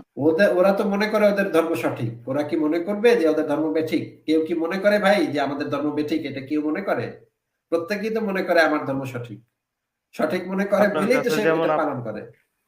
আপনার কাছে যেমন আপনারটা ঠিক, তার কাছে তারটা ঠিক, তাই না? তারা মানে মনে করে আপনি তারা মনে করে আপনার ধর্ম ভুল। মানে আপনি কি এখন পর্যন্ত এমন কোন ধার্মিক মানুষে পাইছেন যে মনে করে তার ধর্মটা ভুল কিন্তু সে সেই ধর্মের ধার্মিক? এরকম কোন মানুষে পাইছেন এখন পর্যন্ত, দেখছেন চোখে? এরকম আমার আশেপাশে কিছু প্রতিবেশী আছে এরকম। এটা কোনো রেফারেন্স না, মানে তারপর মানে ওরা আপনার বলছে যে আশেপাশে প্রতিবেশী মধ্যে একজন এটা মানুষ কোনো, আছে, সে অন্য একটা ধর্মের ধার্মিক ব্যক্তি এবং সে বলে যে আমার ধর্মটা ভুল কিন্তু আমি আমি এই ধর্মের ধার্মিক একজন ব্যক্তি, আমি এই ধর্মটা বিশ্বাস করি, যদিও ধর্মটা ভুল, ধর্মটা মিথ্যা, আমি জানি মিথ্যা, তারপরে আমি ধর্মটা বিশ্বাস করি এবং আমি এই ধর্মের একজন ধার্মিক ব্যক্তি। ওয়াও ভাই, মানে ভাই মানে থাক ভাই, মাথাটা ভাই নষ্ট হয়ে যাচ্ছে। হকিং ভাই, লজিক্যাল ভাই, আমি আর পারছি না ভাই, মাথায় আর প্রেশার নিতে পারছি না। আমার মনে হয় মুমিন ভাই নিজেও প্রেসার নিতে পারতেছে না, উনিও আসলে নবী কাফের হয়ে গেছে কিনা সেইটা নিয়ে উনি নিজেও কনফিউজড, ওনার আচ্ছা ভাই, ফেরেশতা আচ্ছা, নিয়েও কনফিউজড। পৃথিবীর এই যে কোটি সবশেষে কোটি মুসলমানদেরকে সাফায়াত করবে, আমি নিজেও সেটা নিয়ে কনফিউজ ভাই। মাইনুল ভাই, আচ্ছা, সবাই সবশেষে একটা কথা বলে নি। এখানে একটা কিন্তু দ্বন্দ্ব লাগিয়ে গেছে, ঠিক আছে? আমি কিছু রেফারেন্স সংগ্রহ করছি সেগুলা বলতেছে ইসলাম জোর জবরদস্তি করে না, আর আপনি রেফারেন্স দেখালেন ভাই মোহাম্মদ সাল্লাল্লাহু নাসেক আলাইহি সাল্লাম। নাসেক মানসুক ব্যাপারটা খেয়াল রেখে রেফারেন্স সংগ্রহ হ্যাঁ, করবেন হুম, কাইন্ডলি। ঠিক আছে। হ্যাঁ, অবশ্যই অবশ্যই।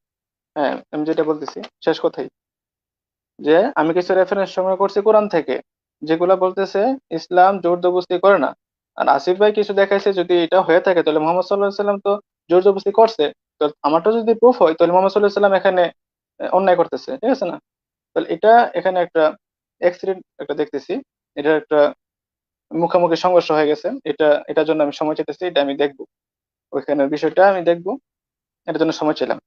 আর ঠিক আছে ভাই, আজকে, কোনো সমস্যা নেই, আপনি সময় নেন, সময় নিয়ে আরো পড়েন, পড়া তারপরে আইসেন, অসুবিধা হ্যাঁ, নেই। আর সবাই ভালো থাকবেন, শুভরাত্রি। হ্যাঁ ভাই, আপনাকেও অনেক ধন্যবাদ আসার জন্য, আর আপনি যে সাহস নিয়ে আসছেন, রেফারেন্স সংগ্রহ করে আসছেন, এটার জন্য আপনাকে একটা সাধুবাদ জানাই। আপনি খুবই ভদ্রভাবে আলোচনা করছেন। আপনি একজন যথেষ্ট ভালো মানুষ মনে হয় আমার। আপনি যদি এই যে মানে এই ধর্মের যে কুসংস্কার, এখান থেকে যদি আপনি বাইরে হতে পারতেন, তাহলে আপনি আসলে একজন ভালো মানুষ হতে পারতেন। কিন্তু ধর্মের কুসংস্কারের কারণে, অন্ধবিশ্বাসের কারণে আপনি, আমার মনে হচ্ছে আপনি একটু আটকায় আছেন, এই ধর্মের বেড়া জালে আপনি একটু আটকায় আছেন। যাই হোক, এটা অবশ্যই আপনি আরো পড়ালেখা করলে অবশ্যই হয়তো একদিন কেটে যেতে পারে, অসুবিধা নেই। আপনার সাথে কথা বলে ভালো লাগলো। লজিক্যাল ভাই, হকিং ভাই, আমি লাইভটা শেষ করে দিব তাহলে। আমি হ্যাঁ আপনারাও আসিফ একটু ভাই, তাহলে আমি শেষ কথাটা বলে আমি দিন। একটা জিনিস আসলে অ্যাড করে দিতে চাচ্ছি বা অ্যাড করতে চাচ্ছি আসলে, যে এই মাইনুল ভাই কিন্তু মোটামুটি টেফারেন্স নোট করে এনে তারপরে আলোচনা করছে। এই জিনিসটা আসলে বিরল, ইদানিং কালের মুমিনদের মধ্যে এই জিনিসটা বিরল। তারা আসেই লিটারালি গালাগালি করতে বা টানা পেঁচাইতে। মাইনুল ভাই কিছু বিষয়ে হয়তো একমত হয়েছেন আমাদের সাথে, কিছু বিষয়ে চুপ থাকছেন, সেটা দর্শকরা বুঝে নিচ্ছেন বা বুঝে নিবেন। তবে মাইনুল ভাই, আপনি যেহেতু রেফারেন্স সংগ্রহ করে এর আগেও আসছিলেন, আজকেও আসছেন, ভবিষ্যতে আশা করি আবারও আপনাকে পাবো। আপনার সাথে আলোচনা করে ভালো লাগছে। Thank you. আচ্ছা, আমি একটা শুভরাত্রি। শেষে একটা এই মানে সরি বলে নেই মাইনুল ভাইকে। মাইনুল ভাই, আমি একটা কথা আপনাকে ভুল বলছিলাম। এটার জন্য আমি দুঃখিত। যে আমি বলছিলাম যে নবী মোহাম্মদ মুরতাদ হত্যা করছে, নিজে করছে। এই কথাটা বলাটা আমার ঠিক হয় নাই। এটার কোনো রেফারেন্স আমার কাছে এখন পর্যন্ত নাই। তবে নবী মোহাম্মদের জীবদ্দশাতে মুরতাদ হত্যা হয়েছিল, সেটার রেফারেন্স আমার কাছে আছে। কিন্তু এইটার রেফারেন্স দলিল যেহেতু আমার কাছে নাই, কিন্তু দলিল ছাড়া আমি একটা কথা মুখ দিয়ে বলে ফেলছি। মানে হ্যাঁ, কথার পিঠে কথা বলতে এটা, বলতে হ্যাঁ, বলে ফেলছি। এটা, হ্যাঁ? হ্যাঁ, হ্যাঁ, এটার জন্য না আমি না বলবো, না, আসিফ ভাই, এটা আসিফ ভাই, না অনিচ্ছায় না না, আপনার মুখ থেকে মুখ ফসকে বের এখানে হয়ে গেছে, মুখ না ফসকে না, বের এখানে হয়ে গেছে। আসিফ হ্যাঁ, ভাই, হ্যাঁ, মুখ ফসকে এটা বের হয়ে গেছে। এটা রেফারেন্স, বলাটা আমার ঠিক এটাই হয় নাই। বলবো। আমি সাধারণত রেফারেন্স ছাড়া কথা বলি না, কিন্তু এই কথাটা আমার মুখ ফসকে বলতে বলতে বের হয়ে গেছে। এটার জন্য আসিফ আমি ভাই, দুঃখিত। হ্যাঁ, আসিফ ভাই, হ্যাঁ, একটা নাজমুল ভাই বলেন। একটা একটা রেফারেন্স আছে যে ওই যে রাখাল বালককে হত্যা করে তার উট নিয়ে যাচ্ছিল, হ্যাঁ, উটের দুধ মুধ খাইতে বলছিল, হ্যাঁ, তো দুধ আর মুধ খাইতে হ্যাঁ, বলছিল হ্যাঁ, হ্যাঁ, উটকে। হ্যাঁ, হ্যাঁ, হ্যাঁ, হ্যাঁ, হ্যাঁ, হ্যাঁ, ওইখানে হ্যাঁ। এটা তো ওইখানে কিন্তু হ্যাঁ, হ্যাঁ, আছে ঠিক বলছেন ভাই। যে হ্যাঁ, মোহাম্মদ ঠিক নিজে বলছেন। করছে, হত্যা করছে, ওখানে কিন্তু আছে। হ্যাঁ, ওইখানে একদম কষ্ট দিয়ে হত্যা করছে। হ্যাঁ, ঠিক বলছেন লজিক্যাল ভাই। হ্যাঁ, একদম এক্সাক্টলি। ওইটা এক্সাক্টলি। ওই হাদিস, ওই কোরআনের আয়াতের তাফসীর এবং ওই হাদিসগুলা পুরাগুলা খুললে একদম বের হয়ে যাবে যে সে মুরতাদ হত্যা করছিল এবং খুব নির্মমভাবে হত্যা করছিল। চোখের ভিতরে শলাকা ঢুকায়, গরম শলাকা ঢুকায় রৌদ্রের ভিতরে হা মানে করে রাখছিল। হাত পা কেটে রৌদ্রের ভিতরে ফেলে রাখছিল। হাত পা কোথায় বিপরীত আছে, দিক কোথায় থেকে আছে, কেটে দিছে আসিফ ভাই। কোথায় আছে, বিপরীত দিক থেকে হাত পা কেটে একটা দিছে। ক্যান ইউ একটা ইমাজিন? গোত্র কোথায় আছে, ছিল, গোত্রটা রেফারেন্স কোথায়? হ্যাঁ, হ্যাঁ, রেফারেন্স দেখাচ্ছি, অসুবিধা নেই, রেফারেন্স দেখাচ্ছি। ওই গোত্রটা মুহাম্মদের কাছে এসে, লজিক্যাল ভাই, অনেক ধন্যবাদ আপনাকে। আমি মানে ভাবতেছিলাম যে আমার মনে পড়তেছিল না দেখে আমি বলছি যে আমি ভুলে বলছি, কিন্তু এখন আমি শিওর। লজিক্যাল ভাই, আপনাকে অনেক ধন্যবাদ। এখন আমি 100% শিওর নবী মুহাম্মদ মুরতাদ হত্যা করছে, এবং আমি এটা গ্যারান্টি দিয়ে এখন বলতে পারি, যে নবী আচ্ছা, ঠিক মুহাম্মদ আছে, মুরতাদ রেফারেন্স হত্যা দেখান, করছে। দেখান, দেখান। অবশ্যই ভাই, রেফারেন্স দেখাবো। রেফারেন্স না দেখা আজকে শেষ করবো না তো ভাই, অসুবিধা নাই। আমি তো পেয়ে গেছি। আমাকে ধরায় দিছে লজিক্যাল ভাই। এখন ভাই রেফারেন্সের বন্যা হয়ে যাবে। রেফারেন্সের দেখবেন বন্যা আসতেছে, কোনো সমস্যা নাই। আগে একটু বলে নিই। সেই গোত্রটা উরবিয়া গোত্র না যেন কি একটা গোত্র, নামটা আমার এক্স্যাক্টলি খেয়াল নেই। উরওয়া গোত্র অথবা কিছু একটা নাম। তারা নবী মোহাম্মদের কাছে এসে, উরাইয়া গোত্র আসিফ ভাই, উরাইয়া উরাইয়া। গোত্র, আচ্ছা। আর সেই গোত্রটা মুহাম্মদের কাছে এসে বলতেছে যে আমরা ইসলাম কবুল করতে চাই। তখন তাদেরকে ইসলাম, তাদের তাদের বায়াত নিচ্ছে, নবী মুহাম্মদ তাদেরকে বায়াত করছে আর কি। তারা বায়াত নিছে নবী মুহাম্মদের কাছে, ইসলাম ধর্ম গ্রহণ করছে। তারপরে তারা কয়েকদিন পরে এসে বলে যে আমাদের পেটে অসুখ, আমাদের পেটে ব্যথা করে, পেটের সমস্যা, কি করব হে নবী, আমরা কি করব? নবী মুহাম্মদ তখন বলছে যে তোমরা এক কাজ করো, ওই যে উটগুলা তোমরা দেখাশোনা করবা, আর হচ্ছে এই উটের যে দুধ আর উটের যে পেশাব এগুলো তোমরা খাবা, মিশা খাইবা, খাইলে তোমাদের পেটের ব্যথা ঠিক হয়ে যাবে। তারপরে ওই বেদুইন গোত্র গিয়ে উটের পেশাব এবং উটের মুত খাওয়া শুরু করছে। কয়েকদিন পরে তারা এসে নবীকে বলছে যে হে নবী, আমরা তো মানে ঠিক হয়ে গেছে, পেটের ব্যথা ঠিক হয়ে গেছে। এখন ওই উটের পেশাব খাওয়ার কারণেই কিনা কে জানে ওই বেটাদের মাথা গেছে নষ্ট হয়। তারা কি করছে, সেই উটের যে রাখাল ছিল, সেই রাখালের মাইরা বইরা উট নিয়ে ভেঙে গেছে, পলায় গেছে। নবী মোহাম্মদ বলছে উটের পেশাব খাইতে, এখন বেটার গুলোরও গেছে মাথা নষ্ট হয়ে, তারা ওগুলো মাইরা ফেলছে, রাখালকে মাইরা তারপরে উট নিয়ে ভেঙে গেছে। এখন নবী মোহাম্মদ তাদেরকে পিছনে পিছনে পাঠাইছে, লোক পাঠাইছে, ধৈরা আন ওদেরকে, ওই শালাদের ধৈরা আন, শালা বলে নাই, বলছে ওদেরকে ধৈরা আনছে। তখন নবী মোহাম্মদ তাদেরকে অত্যন্ত নির্মম ভাবে, ভয়ঙ্কর ভাবে, কষ্ট দিয়ে খোঁচায় খোঁচায় খোঁচায় খোঁচায় হত্যা করছে। এখন আমি পুরো ঘটনাটা বললাম, এবার আমি রেফারেন্স বের করতেছি। আচ্ছা, এইখানেও কিন্তু তেনাবাজি আছে আসিফ ভাই, এখানে কোন কোন আচ্ছা সহিহ হাদিসে আছে যে মোহাম্মদ নিজে খুন করছে, আবার কোন কোন সহিহ হাদিসে ওটা সরাসরি উল্লেখ নাই, মানে তেনাবাজি ছাড়া কোনো কাজ নাই। আচ্ছা, তাহলে আমরা হাদিস থেকে সরাসরি দেখে নিই। এটা হচ্ছে মিশকাত শরীফের হাদিস। হ্যাঁ, আচ্ছা, মোহাম্মদ সাল্লাল্লাহু হাতে নিহত হয়েছে কিনা সেটা। হ্যাঁ, মিশকাত শরীফের হাদিস দেখেন, আপনি প্রথম অনুচ্ছেদটা পড়েন ভাই এখানে। আচ্ছা, আমি পড়ি। প্রথম অনুচ্ছেদ, মুরতাদ এবং গোলযোগ সৃষ্টিকারীকে হত্যা করা প্রসঙ্গে। আনাস রাদিয়াল্লাহু আনহু হতে বর্ণিত, তিনি বলেন, নবী সাল্লাল্লাহু আলাইহি ওয়াসাল্লাম এর নিকট উকুল সম্প্রদায়ের কিছু লোক উপস্থিত হলো। অতঃপর তারা ইসলাম গ্রহণ করলো, কিন্তু মদিনার আবহাওয়া তাদের জন্য অনুপযোগী হলো। অতএব তিনি সাল্লাল্লাহু আলাইহি ওয়াসাল্লাম তাদেরকে সাদাকার উটনীর নিকট গিয়ে তাদের দুধ ও প্রস্রাব পানের নির্দেশ দিলেন। ফলে তারা নির্দেশ পালনার্থে সুস্থ হয়ে উঠল।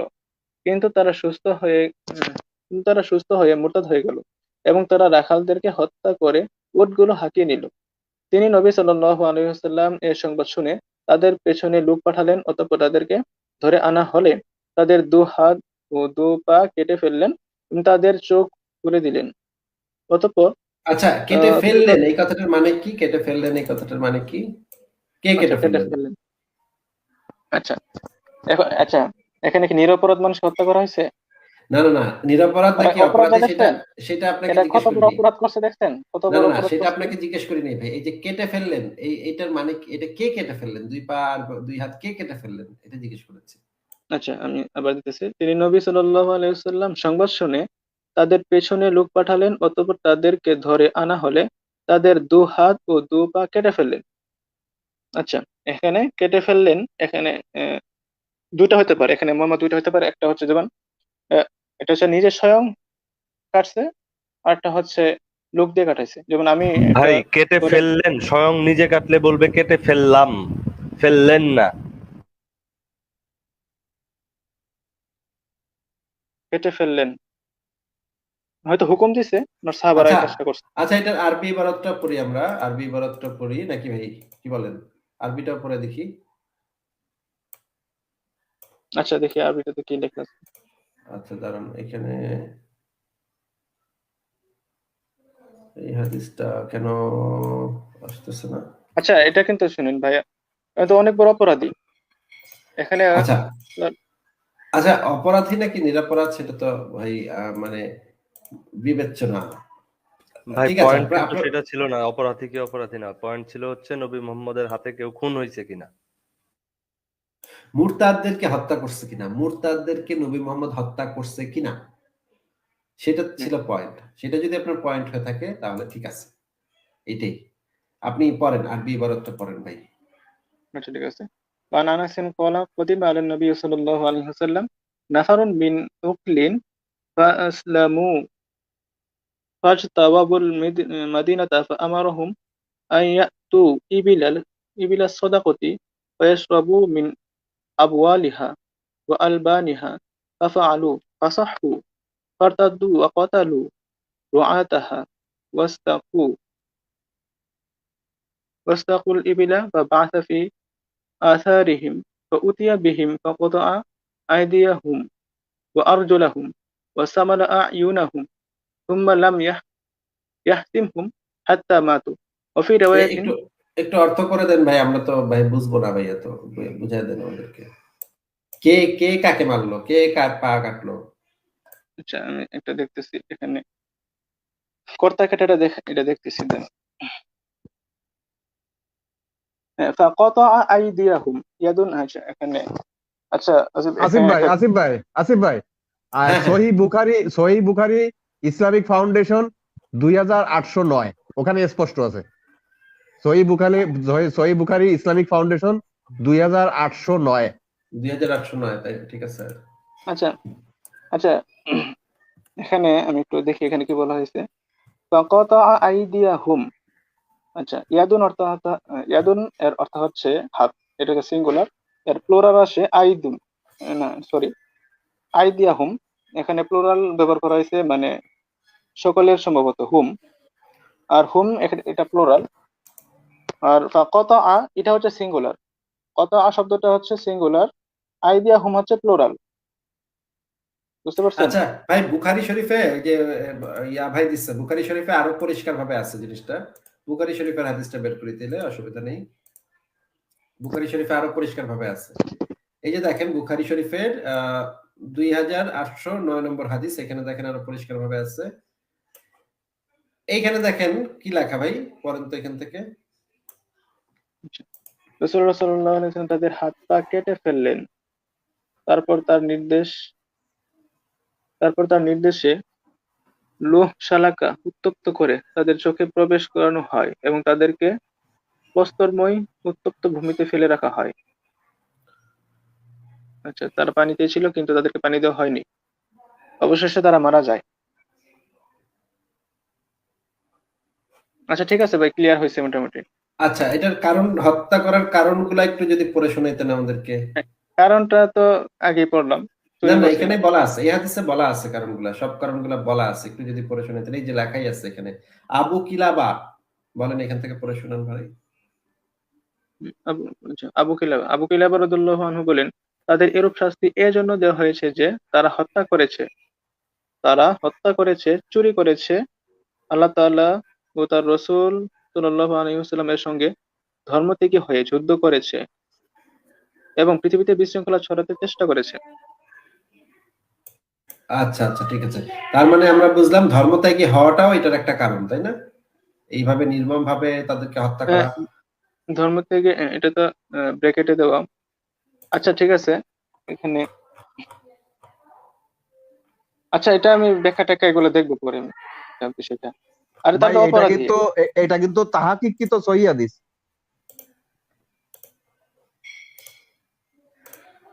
মানে আপনি যাদের কাছ থেকে ব্যাখ্যা দেখবেন, হ্যাঁ, মানে তাদেরও ওস্তাদের ওস্তাদরা এগুলো তাহকিক করছে, এবং তাহকিক করা মানে এই হাদিসটার বর্ণনা ঠিক আছে। আচ্ছা আচ্ছা আচ্ছা আচ্ছা ভাই, এই যে মিশকাত শরীফের হাদিসের এই যে আহ পরিচ্ছদটাতেই বলা আছে মুরতাদ ও গোলযোগ সৃষ্টিকারীকে হত্যা করা প্রসঙ্গে, মানে গোলযোগ সৃষ্টি করাও এটার একটা অপরাধ, মুরতাদ হওয়াটাও একটা অপরাধ, দুই অপরাধের শাস্তি দেয়া হয়েছে। এটা কি ভাই দেখা যাচ্ছে পরিচ্ছদের নামটা? হ্যাঁ দেখা যাচ্ছে। আচ্ছা, তার মানে আমরা বুঝলাম যে মুরতাদ হওয়াটাও, হ্যাঁ, গোলযোগ সৃষ্টি করার জন্য তাদেরকে শাস্তি দেওয়া হয়েছে, এটাও ঠিক। মুরতাদ হওয়ার জন্য তাদেরকে শাস্তি দেওয়া হয়েছে, মুরতাদকেও নবী হত্যা করছে।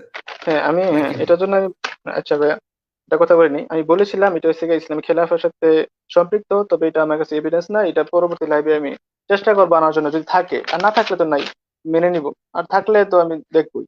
যেমন আচ্ছা, আপনি এক কাজ হ্যাঁ করবেন ভাই, সূরা মাইদা 33 নম্বর আয়াতের তাফসীরটা পড়বেন ইবনে কাসির বা জালালাইন থেকে। সেইখানে এই পুরা ঘটনাটা আরো বিস্তারিত ভাবে আচ্ছা ব্যাখ্যা আচ্ছা বিশ্লেষণ মেয়েদা করা আছে। 33, ঠিক আছে এটা হ্যাঁ, আমি দেখবো।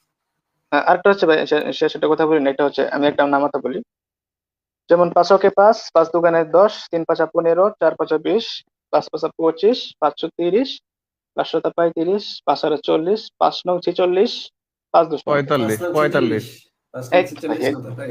এই তো ভাই। আমি ভাই কয়টা পড়ছি, 10টা পড়ছি, একটা ভুল করলাম, এটার জন্য আমার পিছনে লেগে গেছেন, আর 9টা জানি না ভাই, ভুল আল্লাহ কি ঠিক একটা ভুল করলাম, করে এটা ভাই, ঠিক you কোথায়? are talking এটা about আল্লাহ ঠিক একটা Quran. ভুল করে? ভাই, আর আল্লাহ কি আপনি একটা আপনি ভুল করে ভাই? একটা ভুল কোরআনের করতে বিষয়ে পারেন কথা ভাই, বলছেন। আল্লাহ একটা ভুল করতে পারে না। ভাই 9টার কি আল্লাহ লিখ তো দেন ভাই ভাই, সর্বশ্রেষ্ঠ, ওইটা সর্বময় ক্ষমতার অধিকারী। তার জ্ঞানের বাইরে কিচ্ছু নাই। সে একটা ভুলও করতে পারে না। আমি জানতাম সে এটাই বলবে, আমি ধরবো তারপর সেটাই বলবে, বুঝছেন? আল্লাহ কি ভাই, আল্লাহ বেচারা একটা ভুল করতে পারে না? আল্লাহ তো ভাই আল্লাহ বলে একদম কি প্রস্তুতি বেচারা মানুষ নিয়েছে। না? তার কি ভুল হইতে পারে নাউজুবিল্লাহ। না? বেচারা এত বয়স্ক মানুষ, একটা এত বছর ধরে বাইচে আছে, ভাই বুড়া ভাই মানুষ। আল্লাহ আল্লাহ কোথায় ভুল করছে ভাই? আচ্ছা, এটা অন্য টপিকে চলে যায়, ঠিক এই যে আছে? ভুল, আবার এই যে ভুল কিছু দেখাইলাম। রেফারেন্স দেখাবে, এটা আবার দেখতে হবে। আরে কই আল্লাহ দেখেন, কোথায় ভুল করছে? দেখেন ভাই, কই কোথায় ভুল করছে? আল্লাহ কি ভুল করছে? এই যে হাত পা কেটে ফেলাইছে। এতক্ষণ কি দেখাইলাম? এ- এটা একটা, ভাই এটা হচ্ছে বিধান, ঠিক আছে? রাষ্ট্র চালাতে গেলে কিছু মানুষে এরকম কিছু মানুষে কঠোরতা এইভাবে মাইরা থাকা ফেলা দরকার। বিধান, মানুষে এইভাবে মাইরা ফেলা বিধান, এবং এই বিধান আপনি আবার আপনার, সমর্থন আচ্ছা করতেছেন। আপনার শুনেন, হকিম ভাই এটা কথা মানে বলি। আপনারা যখন আপনার, শরিয়া আইন কায়েম করবেন তখন কি ভাই অপরাধীদেরকে এইভাবে যন্ত্রণা দিয়ে, কষ্ট দিয়ে মানে শাস্তি দিবেন নাকি? আচ্ছা আমাদেরকে আসিফ এইভাবে ভাই শাস্তি দিবেন নাকি? বলি, এটা কিসের জন্য বলি। আসিফ ভাই শুনেন, আপনার ডান হাতটা পচে গেছে, অনেক ইয়া করলেন, অনেক চিকিৎসা করলেন, ফাইনালে ডাক্তার বললো আপনার না না হাতটা না ভাই, বাঁচানো যাবে না, শেষ পৃথিবীর পর্যন্ত যে আপনার কোনো হাতটা সভ্য কেটে দেশে, ফেলতে হবে, ভাই পৃথিবীর হাতটা যে কেটে কোনো ফেলতে সভ্য হবে। দেশে যে কোনো মানুষের উপরে কোনো শারীরিক নির্যাতন করা জাতিসংঘ থেকে নিষেধাজ্ঞা দেয়া আছে। পুলিশ, আইন কানুন, বিচার ব্যবস্থা কেউ কখনো কোনো মানুষকে শারীরিকভাবে নির্যাতন করতে পারবে না, শারীরিক কষ্ট দিতে পারবে না। এই যে আপনারা যে বাংলাদেশে র্যাব ধরে নিয়ে যে পিটায়, পুলিশ ধরে নিয়ে যে পিটায়, রিমান্ডে নেয়, এগুলা ভাই সারা পৃথিবীতে নিষিদ্ধ হয়ে গেছে, সারা পৃথিবী সভ্য হয়ে উঠতেছে। আর আপনারা এখনো সেই বর্বর যুগের মারামারি, কামড়াকামড়ি, হাত কাটা, পা কাটা, চোখ উঠানো, চোখের উপরে খুন্তি দিয়া ঢুকায় দেয়া, গরম শলাকা ঢুকায় দেয়া, রৌদ্রের ভিতরে ফালায় রাখা, তারপর পানি পানি করে একটা একটা মৃতপ্রায় মানুষ পানি পানি করে চাচ্ছে, পানি খেতে চাচ্ছে, মরার আগ মুহূর্তে একটু পানি খেতে চাচ্ছে, তাকে একটু পানি দিবেন, সেই পানিটাও দিবেন না।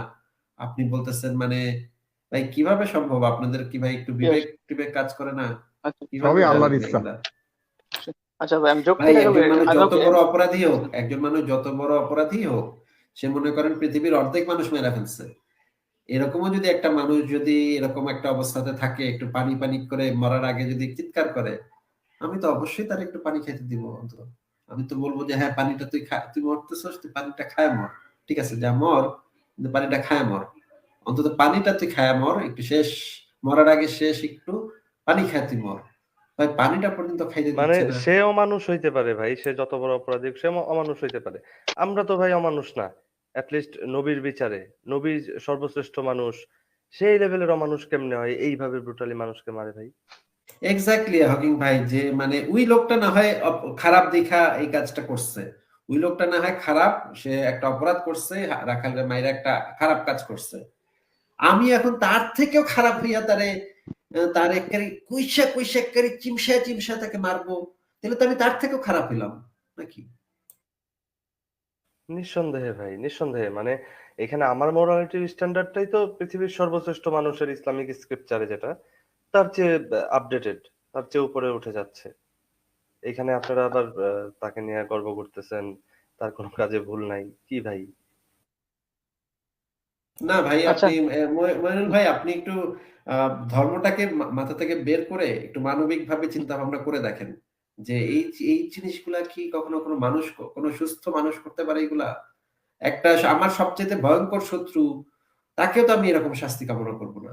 এমনকি আমার পরিবারের সবাইরে যদি কেউ মেরে ফেলে, আমি তো চাইবো না তার সাথে এরকম কোনো কিছু হোক। মানে এইরকম, এটা একটা ভাই অমানবিক ব্যাপার। হাত পা কাইটা ফালায় রাখছে, চোখের ভিতরে গরম খুন্তি ঢুকাই দিচ্ছে, পানি খাইতে চাচ্ছে, পানি খাইতে দিচ্ছে না, হাত পা কাটা একটা মানুষ, একটা মৃতপ্রায় মানুষ খোঁচায় খোঁচায় মারতেছে তাকে। এইগুলা কি ভাই? এগুলা কোনো মানে কিছু হইলো এগুলা? আচ্ছা আচ্ছা আচ্ছা ভাই, মানে আলোচনা হয়েছে, আর আমারও আরো পড়াশোনা দরকার আছে, আর পড়াশোনা করবো, দেখবো। তবে শেষ পর্যন্ত এটাই বলি, যেটা সঠিক এটাই গ্রহণ করবো, কোনো তর্ক টর্ক তেনাবাজি আমার কাছে এগুলা স্থান নেই, ঠিক আছে? সবাই তবে ভালো থাকবেন। একটা কাজ করবেন ভাই, ওই হাদিস দিয়ে কোরআন বাতিল করেন না, আর ওই তাফসীর দিয়ে হাদিস বাতিল করেন না, মানে আইন দিয়ে অন্য কোনো আইন দিয়ে সংবিধান বাতিল করেন না, ঠিক আছে ভাই? হ্যাঁ, সিনিয়রিটি বা সবকিছু ওই খেয়াল রাখবো। হায়ারার্কি যেটা বলে, হায়ারার্কি বা সিনিয়রিটি ওইটা ফলো করেন, হ্যাঁ? হ্যাঁ, খেয়াল, সবকিছু খেয়াল করবো। হ্যাঁ। ঠিক আছে ভাই, শুভরাত্রি, তাহলে ভালো থাকেন।